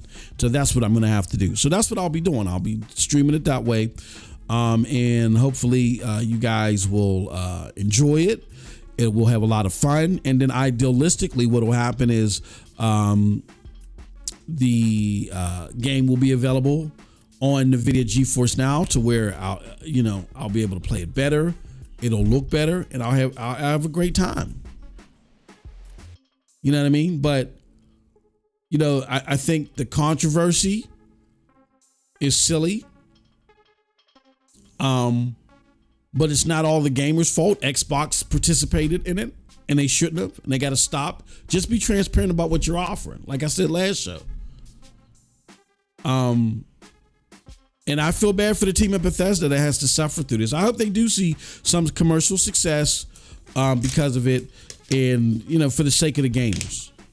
I do think they're going to see it on PC at the very least. Xbox, you got some issues with your console platform and so forth. Address those issues. Address them either by fixing the problems that are present for the people that you keep placating to, or just be transparent. Look, console is a very important part of our ecosystem, but it's not going to be the main extension of where top performance is key. We have the S that is meant to just be a connector, an olive branch to all gamers, get them into the earlier and sooner and easier. We have a slightly more powerful machine than that'll give you an offering. But as far as our consoles are concerned, it's a family. We don't leave any behind, really. We made an exception with Baldur's Gate. This is where we're going with console. This is where we're going with cloud. We feel like for those things that, that you're looking for from our console, go to PC and get them. We're more about delivering to where you're at, opposed to making you come to us via a device. We're offering a device, but that's just for those that don't have the means or would prefer to for us to come to them this way. However, there's this other thing out here. We've partnered with NVIDIA GeForce Now. They have excellent performance. You could do that as well. We're solely about coming to you opposed to you coming to us. Be transparent. And what's going to happen? Yeah, a number of console gamers they might leave. They might be disappointed and they might leave. But then you can stop the internal bleeding of overhyping things and things not reaching the levels they can. You can adjust your marketing and get to that sweet spot where it completely matches your offering, and for the people that left on the console, you'll make up for it elsewhere. You're failing to meet the levels that you set for yourself in Game Pass and elsewhere, as you admitted in court, because you overhype things and don't reach the expectations on your biggest core group, which is console, so people don't trust you enough elsewhere. But if you were to lessen that hype and keep the expectations realized of where they're going to be in that vicinity, and you reach those benchmarks, people will trust you elsewhere. And the losses that you make on console, you'll make up elsewhere. Trust is key here. Trust is very key when it comes to technology. Why? Because gamers, honestly, for the most part, are the least technically advanced consumers of tech. Gamers are. So your word is your bond. So if you're saying that, hey, this is a 1440p 60 machine and this is a 4K 60 machine, that's what it better be. The consumer's not going to say, oh, the gigawatts and the bigahertz aren't that, so it's not going to happen, blah, blah, blah, blah. And this is what they really mean. They don't know that. They're only going off your word. So if you temper the expectations, keep your marketing within reasonable levels, to engage and raise excitement, but not go too far out in the weeds, then you're going to start reaching marks because people feel like they'll trust you. And if they can trust you here, maybe I can trust them there. Try it. That's it for Starfield. Let's get to the chat.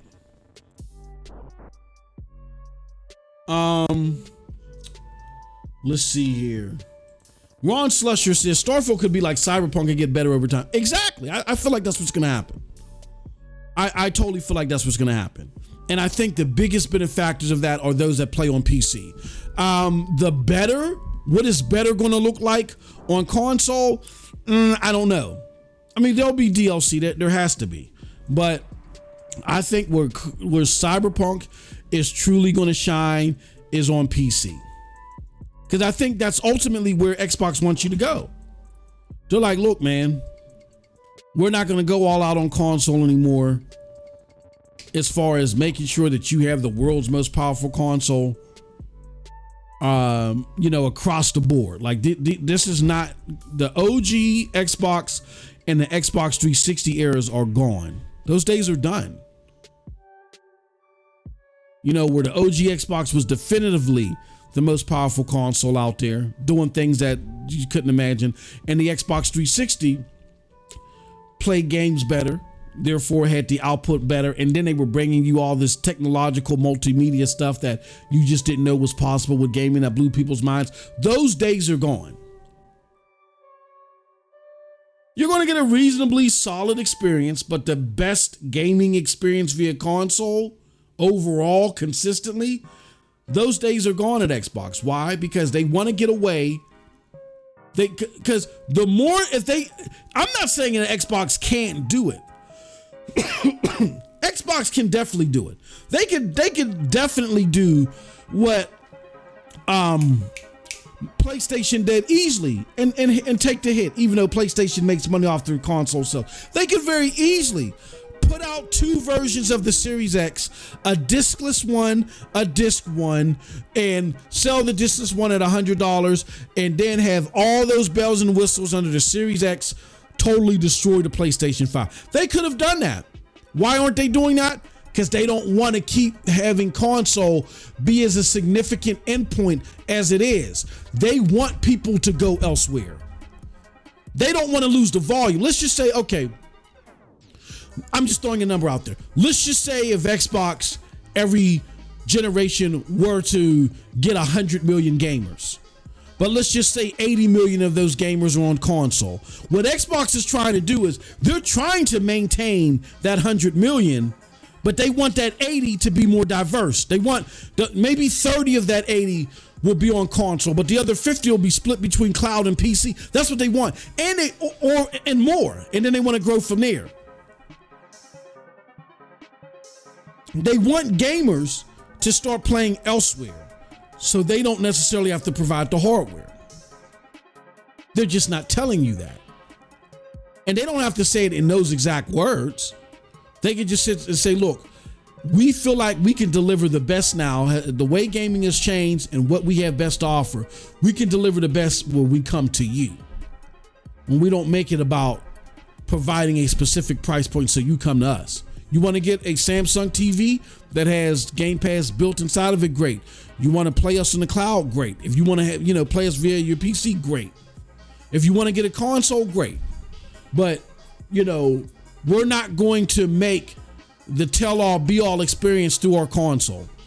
That's the message that it needs to be. We're going to still make a console because we understand the importance of console gaming being there. And as far as accessibility, that's important.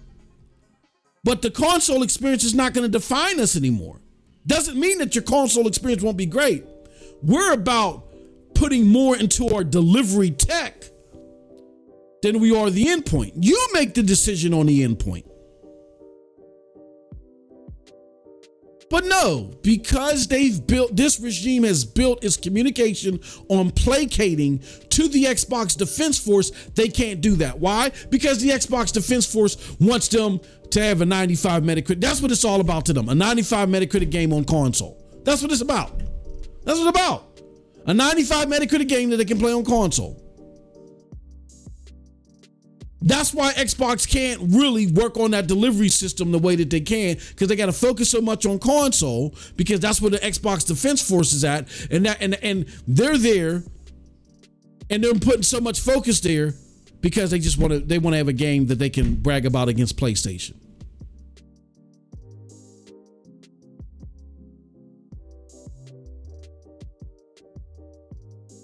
So I think that Xbox will do. I think that Starfield will become a fantastic game. Look at No Man's Sky. This is why I say I'm not going to fall into the rhetoric like it's only an 87 game and they can't make a banger. Look at No Man's Sky. Where No Man's Sky launched that to the state that it's in now. Are you trying to tell me that Starfield ain't going to get better?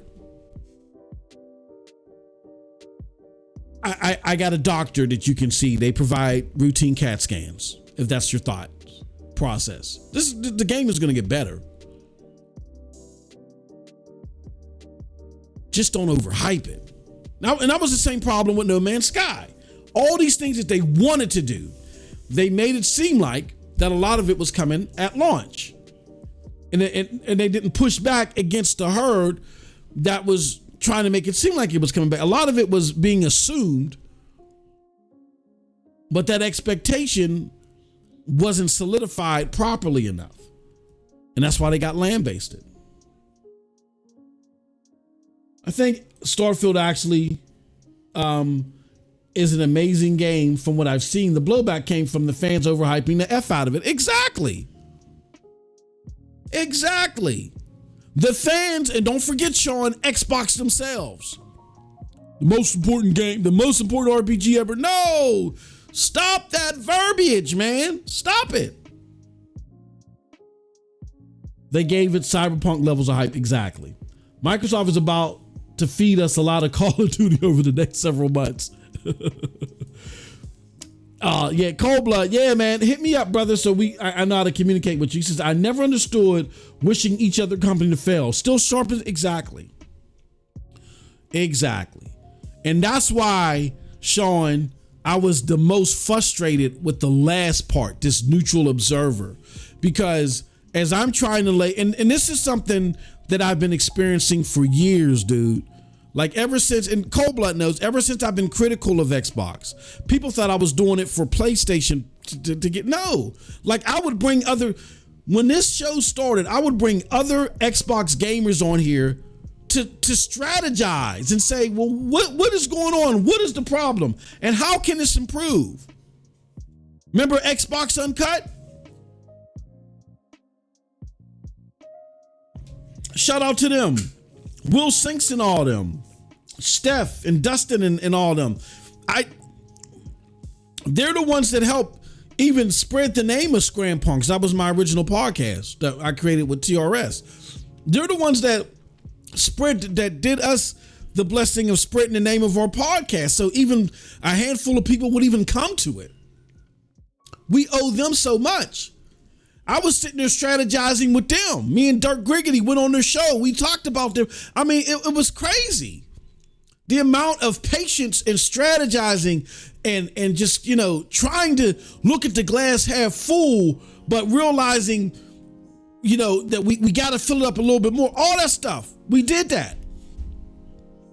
So I've been going through this for years. And people coming up trying to be the fake neutral. Oh yeah, I'm above all this. No, you're not. You're a zealot like everyone else. If everything Xbox does is positive, everything PlayStation does deserves this criticism, so I'm going to keep my mouth shut. If the only thing that draws you out is when Xbox is being criticized, when Final Fantasy 16 was getting lambasted and all that other stuff was happening, if you were nowhere to be seen, shut the hell up. I've been dealing with that for years, Sean. I've been dealing with it for years. And now I see a good game. Because look, I have a warm place in my heart for Bethesda. I kind of like backed away from them after Fallout 76, not because I was like, oh, I got to do what everybody else is doing. I was disappointed because some of the core gameplay issues that I saw in New Vegas and Fallout 4, like, I know a lot of people praise those games, but because sometimes I feel like that those games got so big that there were decision-making milestones and crossroads to where the thing to get a certain outcome just didn't make any sense. And a desired outcome is key in an RPG game, to where I think Fallout 3 was perfect. As long as you had the skill to solve the puzzle or do the right thing appropriately, the decisions and the consequences that came because of them were plausible. New Vegas, and particularly Fallout 4 and then Fallout 76 were disappointments to me when I got to a certain point of the game, because it started to feel like the decisions did not make any, the outcomes of decisions didn't make any sense. They were getting so big and things were happening so randomly that things just didn't correlate and make any sense anymore.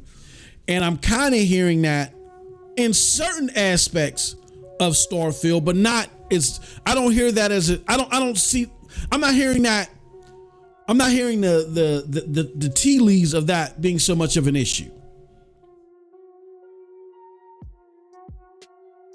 So I'm excited.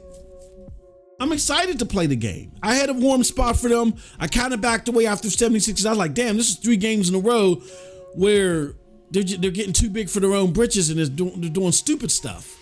Like, stupid things are happening based off of decisions that I completely do not want for my character at all.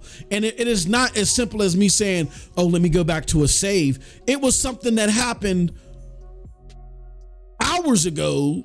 I no longer have that save, because you can't save every instance in a Fallout game or a Bethesda software game. It's impossible. Nor are you going to remember it unless you keep a catalog of every moment.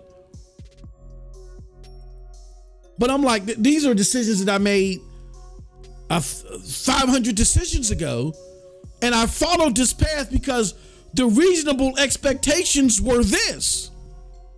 Because this is where I was okay with my character landing in this particular spot. And I'm somewhere completely different. This doesn't make any sense. Now my character is this. I don't want nothing. I don't even want to continue playing anymore. I went through that scenario with New Vegas, went through that with Fallout 4, and I went through that with Fallout 76.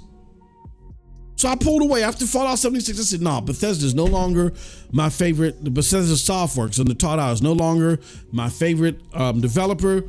I'm rolling with Ubisoft. You know what I'm saying? And that's how Ubisoft took the title in my regards. For all intents and purposes, it sounds like, and it seems like, when I look at the pros and cons, that they kind of learned from that. And that may not be a problem anymore. The only thing that it sounds like that they kind of like watered down just for the sake of raising the volume was the places to journey. I'm hearing that space exploration isn't great. I'm hearing that, traversal in a lot of ways isn't as fun.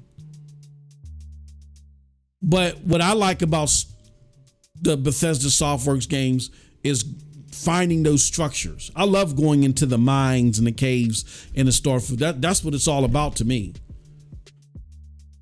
So if I can play that way, the decisions that I make have some type of reasonable correlation. Like, I want to be able to use the Force, in Starfield. That's one of the things I'm looking forward to, is having that Force skill, right? So if the decisions to get access to that reasonably make sense, cool. I mean, I could always look up a strategy guide for that, but still, you know what I mean? I mean, that's what I'm looking for out of what Fallout 3 presented as far as the decisions and the end result for your character. The space exploration isn't great. So yeah, it gets knocks for that. Some other things ain't great. It gets knocks for that. That makes sense to me. I understand and I think that's fair. But that's all right because I saw the Star Wars, what was that, Outriders game or whatever that is. That seems like to be the space exploration game that we're looking for. Action RPG game that we're looking for. This is Fallout, or some people said Oblivion, in the sky. And this is the template they're going to work from until Starfield 2 comes out. Coldblood says, okay, gotta go losing connection. Oh, okay. All right, brother. Well, this will be available to Sunday if you miss it. Yeah, connection is shoddy everywhere. I'm not doing so well with connection myself. All right. So that's where we're at. Extremely disappointed with the discourse from everybody on Starfield. Yeah, the fake neutrals don't get no, you know what I'm saying? They don't get no love from me. Fake neutral. And it's time for y'all to examine yourselves. Look in the mirror and examine yourselves. If every time you come out is when somebody's critical of Xbox, then what you have to say is null and void. It's invalid. It makes no sense. It's severely skewed. And it doesn't fit your narrative, you guys' narrative, you guys and gals' narratives of being fake neutrals. Because there's a robust amount of y'all out there. And I've been dealing with y'all for years. Since I started really pushing back on what Xbox was doing, I want to say since 2018. When I start having small criticism and people act like I'm not supposed to criticize Xbox at all. It was ridiculous. So there we are. If I can get back to I don't want to, okay, there we go. All right. So there we are. That's where we go. That's where we're at. I'll see you, brother. I'll see you, Coldblood. Thank you for coming through. Those are my thoughts on Starfield. Let's talk about PlayStation 5 hike and PlayStation Portal. And man, I'm looking at my notes. I got so much more to say on Starfield. I'll save that for another show. Because I want to, before I talk about Starfield again, I want to at least play the game. So the PlayStation Plus is going up in price. And people are mad. So it's going from let me see. PlayStation, let me put PlayStation Plus so I can show y'all.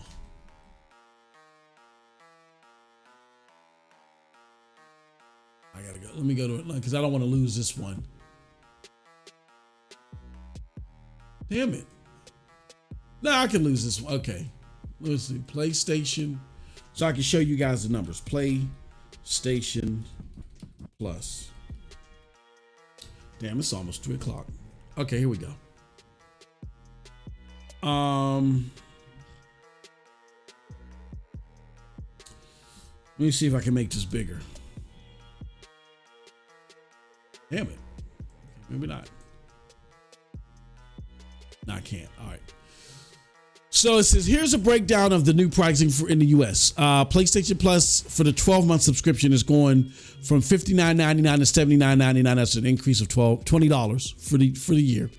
PlayStation Plus Extra is going up from for the 12-month subscription from $99.99 to $134.99. So that is what, $35?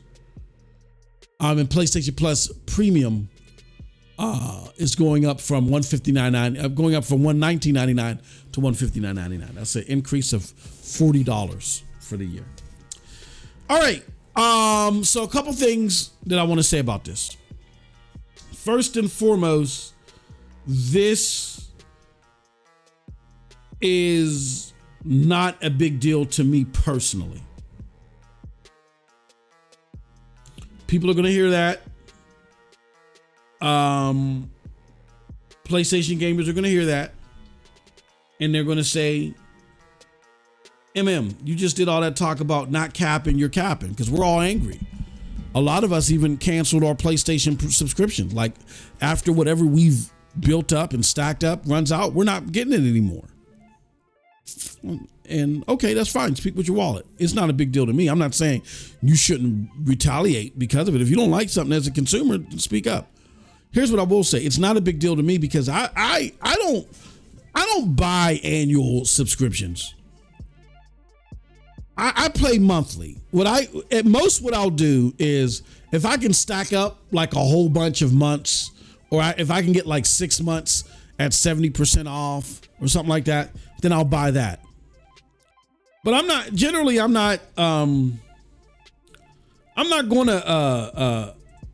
gonna pay in chunks. I'm gonna pay monthly. Now I'm paying more money, y'all say, and that's fine, but the monthly prices are not going up. So it doesn't affect me. So I don't care. Personally, from a personal gamer standpoint, I don't care.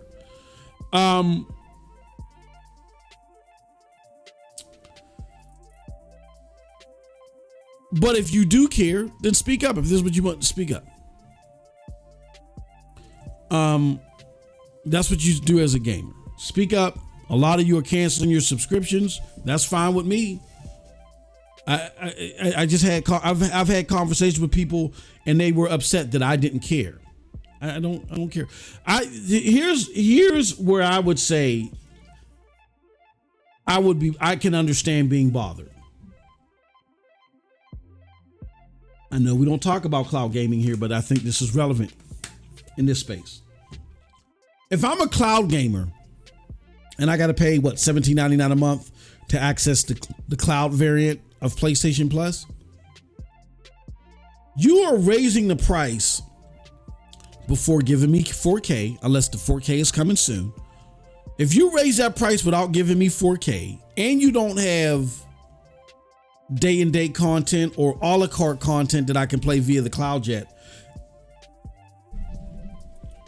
I don't think that's fair.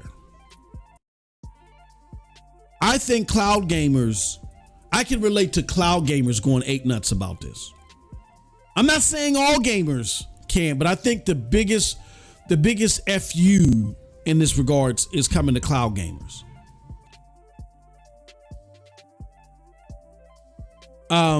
And I don't really use PlayStation Cloud because it's only 30 frames per second. That's a no-no. So y'all think I'll just cap for Xbox and cap against Xbox and get mad at them? No. PlayStation Cloud is disgusting. It's disgustingly bad. Hold on one second.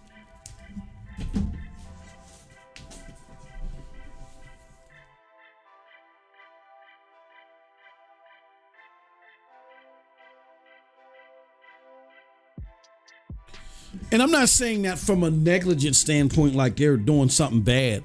Like they're upgrading their stuff. They're testing it out now. This is what and I'm not mad at PlayStation. I know people are mad at PlayStation. I know cloud gamers are mad at them because they're like, well, why they don't have this out yet? But see, PlayStation don't just hop out there like a Microsoft and give you something that's in flight, make you all these empty promises, and then when the thing lands, it doesn't do half the things that it says it's going to do. PlayStation is slow and deliberate in its testing. And so when they tell you, when they start throwing things at you, this can do this, and this, that's what it actually does. So I'm not mad at PlayStation for them not upgrading their cloud capabilities as of yet. I am looking at them sideways to where if they raise this price and I gotta, and I'm a cloud gamer and I gotta pay that extra $40 or $40, and you're still giving me 30 frames per second, Chief? No, son. No a la carte purchases. Like I mean, maybe it's a stretch to expect day and date because that just doesn't fit Sony's model because that requires a lot of loss leading that they can't absorb. But you ain't got a la carte purchases yet, Chief. You ain't got 4K 60 or just 60 frames per second. I'm not digging that. So I feel like my cloud gaming friends have are suffering the biggest heartache here. You know what I mean? I don't like it. I don't like it, but it doesn't affect me. Price isn't going up on me because I pay monthly. So those are my thoughts on that. Next up is PlayStation Portal, the aforementioned PlayStation Portal. It's been confirmed that the PlayStation Portal, which is the PlayStation device that allows you that's like it has an LCD screen in between two portions of what looks like a DualSense controller. It's designed for remote play, but it is Android based. It seems like that you can use the device out of network. And it's $199. I'm in the market for that. I'm in the market for it if it plays effectively out of network. Meaning, if I'm like at work and I'm playing and I'm using my PlayStation at home as the ping point, what's the latency like, the response, all the other stuff, pixelation when I'm out of network, when I'm not in the same house under the same Wi-Fi as the PlayStation 5. If that's buttery smooth, I'm in the market for this. Why? Because that's dope, being able to play my PlayStation 5 games anywhere else. Would I love to be able to do it via the cloud? Would I love the cloud port? But they're not there yet with the cloud portion. And I'd rather PlayStation get there when they get there. They are thorough in their testing. They don't put stuff out there half-baked, sloppy, and falling short of its promises. So they're not there yet for the cloud. Even though they say this is not cloud capable, I feel like once they get the cloud rolling and revved up, you might see some cloud activity on here. But with that being said, being able to play my PlayStation games remotely is dope if it's buttery smooth. So I'm all for it. Even though I'm a cloud gamer, I prefer, the cloud technology because it has so much more headroom and capabilities. I don't discriminate against remote play. I'm a gamer. I'm a gamer with a capital G. My agenda doesn't have to be that thick to where I'm like, pooey, this and that. No. We don't do that. I don't do that. I will identify the more prominent, the best way to do XYZ. But if all other things have value as well, and I can sympathize with why they would have value to other gamers outside of myself, I'm not gonna ish on it. You know what I mean? If it's meeting its expectations. Like I don't really use Amazon Luna. I feel like Amazon Luna has some cloud benefits for those that use it. I don't really use Shadow and some of these other things. I see the benefits. Even xCloud, who I do heavily criticize, I don't sit there and say it needs to be scrapped. I get the benefits of it. So I'm not going to sit there and totally dismiss. I think it's the best term to use. I'm not going to totally dismiss remote play. But then that brings us to the question. What is better? Remote play? What is the ultimate stream solution? And again, it's cloud gaming.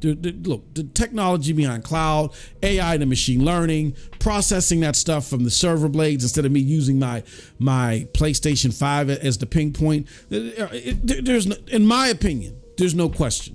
It's just my opinion. I'm saving myself money and energy. Like keeping my PlayStation 5 in sleep mode in order to do that. That's raising my light bill like $25. I you know what I'm saying? No. Keeping these consoles in sleep mode is not energy efficient at all, and you're going to see the price difference. So I'd rather have that stuff running from the cloud. We've already seen with multiple services, the cloud is more than capable. Let me install it on the cloud. Let me run it from the cloud. Ultimately, that's the great scenario. But I get what PlayStation is trying to do. They're doing like an Apple thing, which I'm not the biggest Apple fan, but Apple has seen success with it. Apple kind of chains all of its products and services or all of its services and offerings to its products. Like, for instance, I had Apple Beats. I had to get rid of it. And, I was paying for 3 or 4 accounts at like $10 a pop. But the family plan is $17.99. So I'm like, went to go sign up for this family plan. Couldn't do it. Why? Because I didn't have an Apple device. Yeah, I mean, but it's successful for them. They make money off the devices, just like PlayStation makes money off of PlayStations. I see why. They're not Xbox.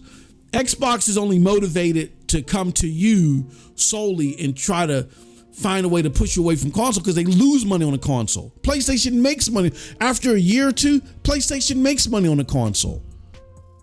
So it makes sense on why they would want to sell it. They're making money on it. Why not sell it? So, those are my thoughts on that, on those two things. Okay, last but certainly not least. Oh, Sean, thank you, brother, for coming through. Appreciate it. Last but certainly not least, let's talk about Embracer Group. I want to show you guys some things here. What the hell is that? So this is Embracer Group. This is everything that they've bought up, that they own, right here in this little section right here, right? Now we're seeing two things. We're seeing Volition, the makers of Saints Row. They have now debunked. They say closing. They say beyond our development family, we also wouldn't have a studio without our extended family, our community. For 30 years, this is a studio that's been around for 30 years. You have played our games. Sometimes you love them. Sometimes you've been disappointed with them, but you've always been there. And they're now gone. Sad. Sad. But that's not it, folks.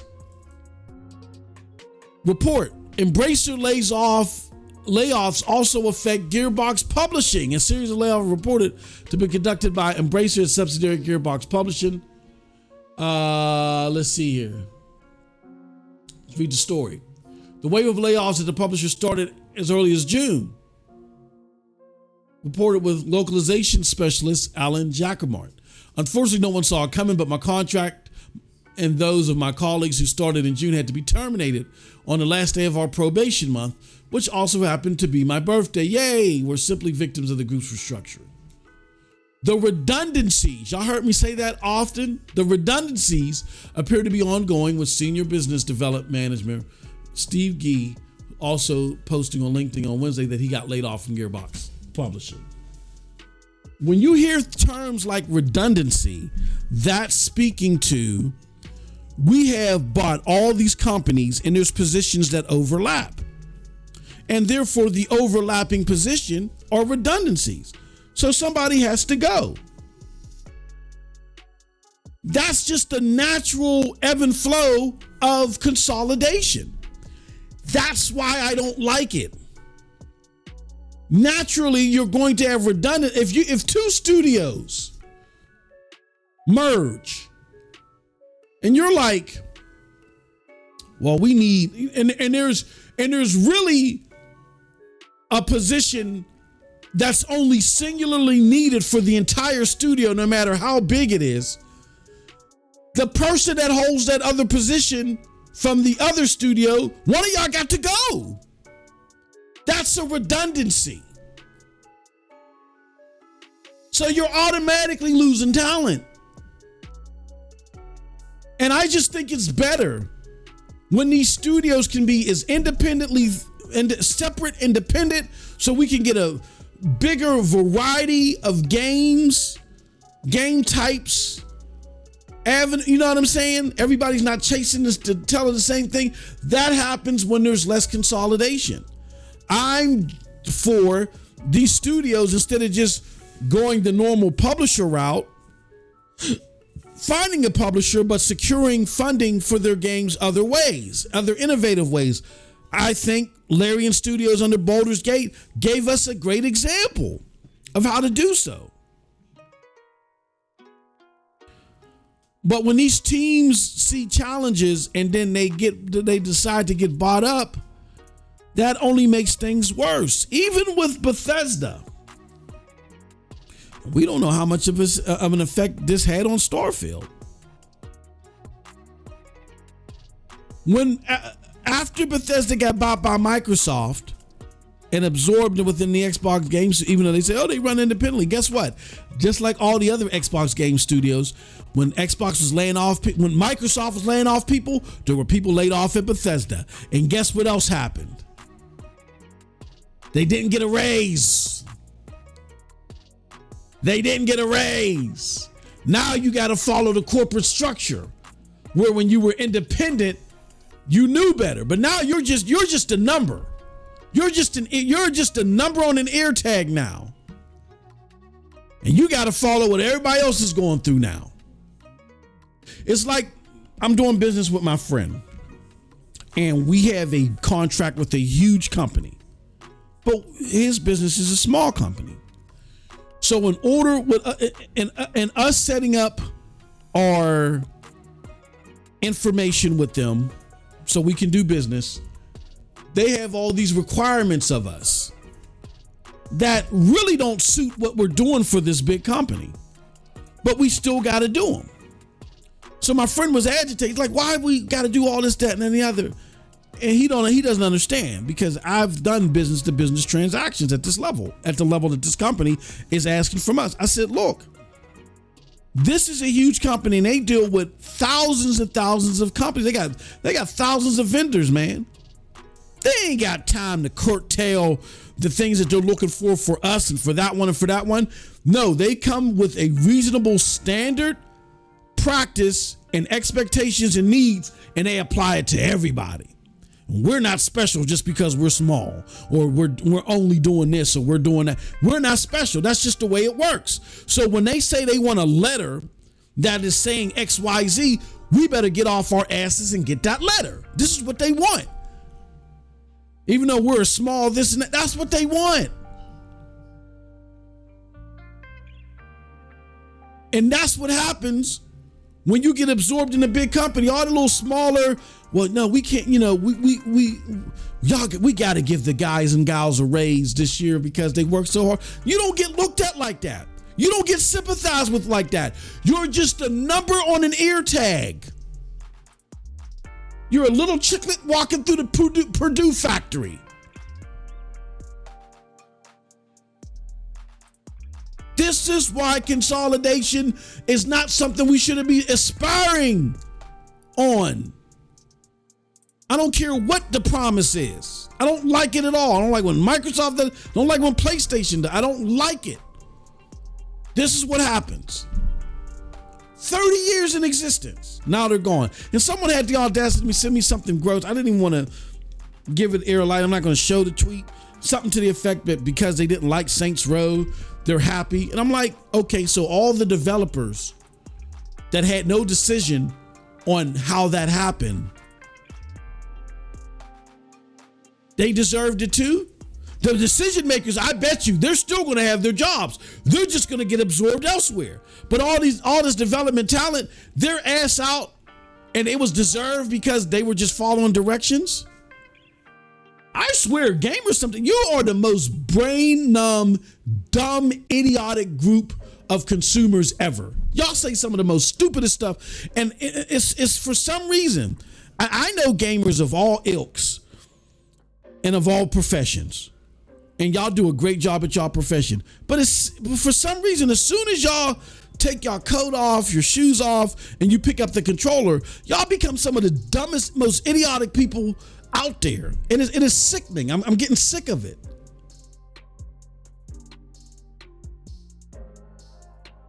So those are the unfortunate circumstances with Violation. And then even Gearbox, who published Remnant 2, one of the best games this year. One of my personal favorites so far this year. I'm gonna stream a little bit of that. Matter of fact, I'm gonna stream that later today. I'll stream Baldur's Gate tomorrow if I get a chance. Unbelievable. So, and then here's another thing to consider. And I know people are going to say this is a stretch. Because Square is kind of, they were until they sold a bunch of their properties. Square was in the realm of an embracer group with all the groups that they had. Oh, they own Gunfire Games. Oh no. Oh no. I didn't know they own them. Oh man. No. Oh dear Lord. No. Oh no, I didn't know. Gunfire Games is the maker of Remnant. So they own them. Oh no. Oh, Lord Jesus. And I don't see Gearbox Publishing, so that could affect. Oh man.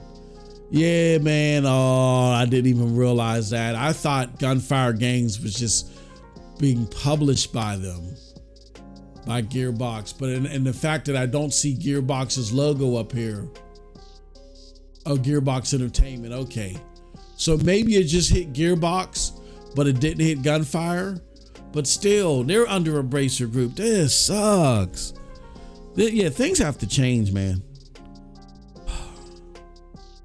When you have these, let me give you an example of how I'm connecting the subscription thing in here.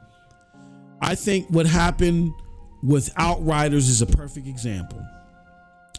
So Outriders launches day and date in Game Pass, right? And you saw a lot of people playing it. I think it broke, like Outriders broke because of so many people that were playing it via Game Pass, right? But then you had something even more egregious happen. The People Can Fly that developed the game, they didn't get paid any royalties. I don't even know if they got any royalties yet for the game. Why? Because the royalties were based on the game selling a certain amount of copies. And guess what? That all got diminished when the game was released in Game Pass day and date. That lessened the possibility of them selling units. Now, Game Pass cut a check to Square because that's the publisher. They cut a check to them so they can get the game. But guess who was ass out? So they got retributed for the fact that the game was put on Game Pass, but the developer didn't. You see how, dealing with these big conglomerate publishers that have all these smaller studios in them, how they can jerk people. So even that subscription model where it's like, we want to get the game day and date and we're going to pay the publisher. No, that's why I don't like consolidation. I'd rather these developers be independent, have a little bit more say-so in the funding. So what happened to People Can Fly and Outriders doesn't happen to everybody else. You increase the likelihood that does happen with what? Consolidation. So that's it for the show, y'all. Just want to give y'all some food for thought. Raw and Slusher says Outriders launched on Stadia Big Mass. It sure did. Yeah, they Square Enix lied to us. It was just funny all over the place. But with that said, that's it, y'all. I appreciate y'all for coming through. Yeah, man, give Starfield a try for the sake of Bethesda. If you don't like it, then be vocal about it. I'm gonna wait though. I'm not going to. The Microsoft tried to be slick, I feel, because the way Game Pass Ultimate, this is another broken promise. When they originally introduced Game Pass Ultimate, you were supposed to get the premium versions, the gold versions of games at launch, right? Now the premium/gold version of Starfield is $100. The premium or gold version of any game is normally $100. When I get a game on Ubisoft Plus, I get the premium or gold version of Ubisoft Plus. That was the inspiration for Game Pass doing what they were doing, because they saw that Ubisoft did it. So when you have Game Pass Ultimate, a perk was supposed to be you get the premium version of the game, the $100 version. How come with Game Pass Ultimate, I'm a Game Pass Ultimate subscriber, how come I can't play Starfield now? Because they backtracked on that. And now if I want to play it now, I got to pay an additional $34.99. But hold on. I was supposed to get that version anyway, right? Right. So because Microsoft is being slick, they're backpedaling on what they said, and they're doing it in a dishonest fashion, I'm not paying for it. I'll just wait for it to drop on the 5th. So I will gladly wait, play it on the 5th, and most likely enjoy it, but give you my honest critiques, you know? So with that said, that's it from your boy. Hope y'all appreciated this. Just hopefully I spoke some sensibility to a lot of the ridiculousnesses out there. And hopefully y'all enjoy the content. If y'all do, again, hit that like button, hit that subscribe button. Consider contributing, gifting to our platform, because it makes it a better platform for you. With all that said, I appreciate all of y'all. Peace. Have a wonderful, wonderful gaming day.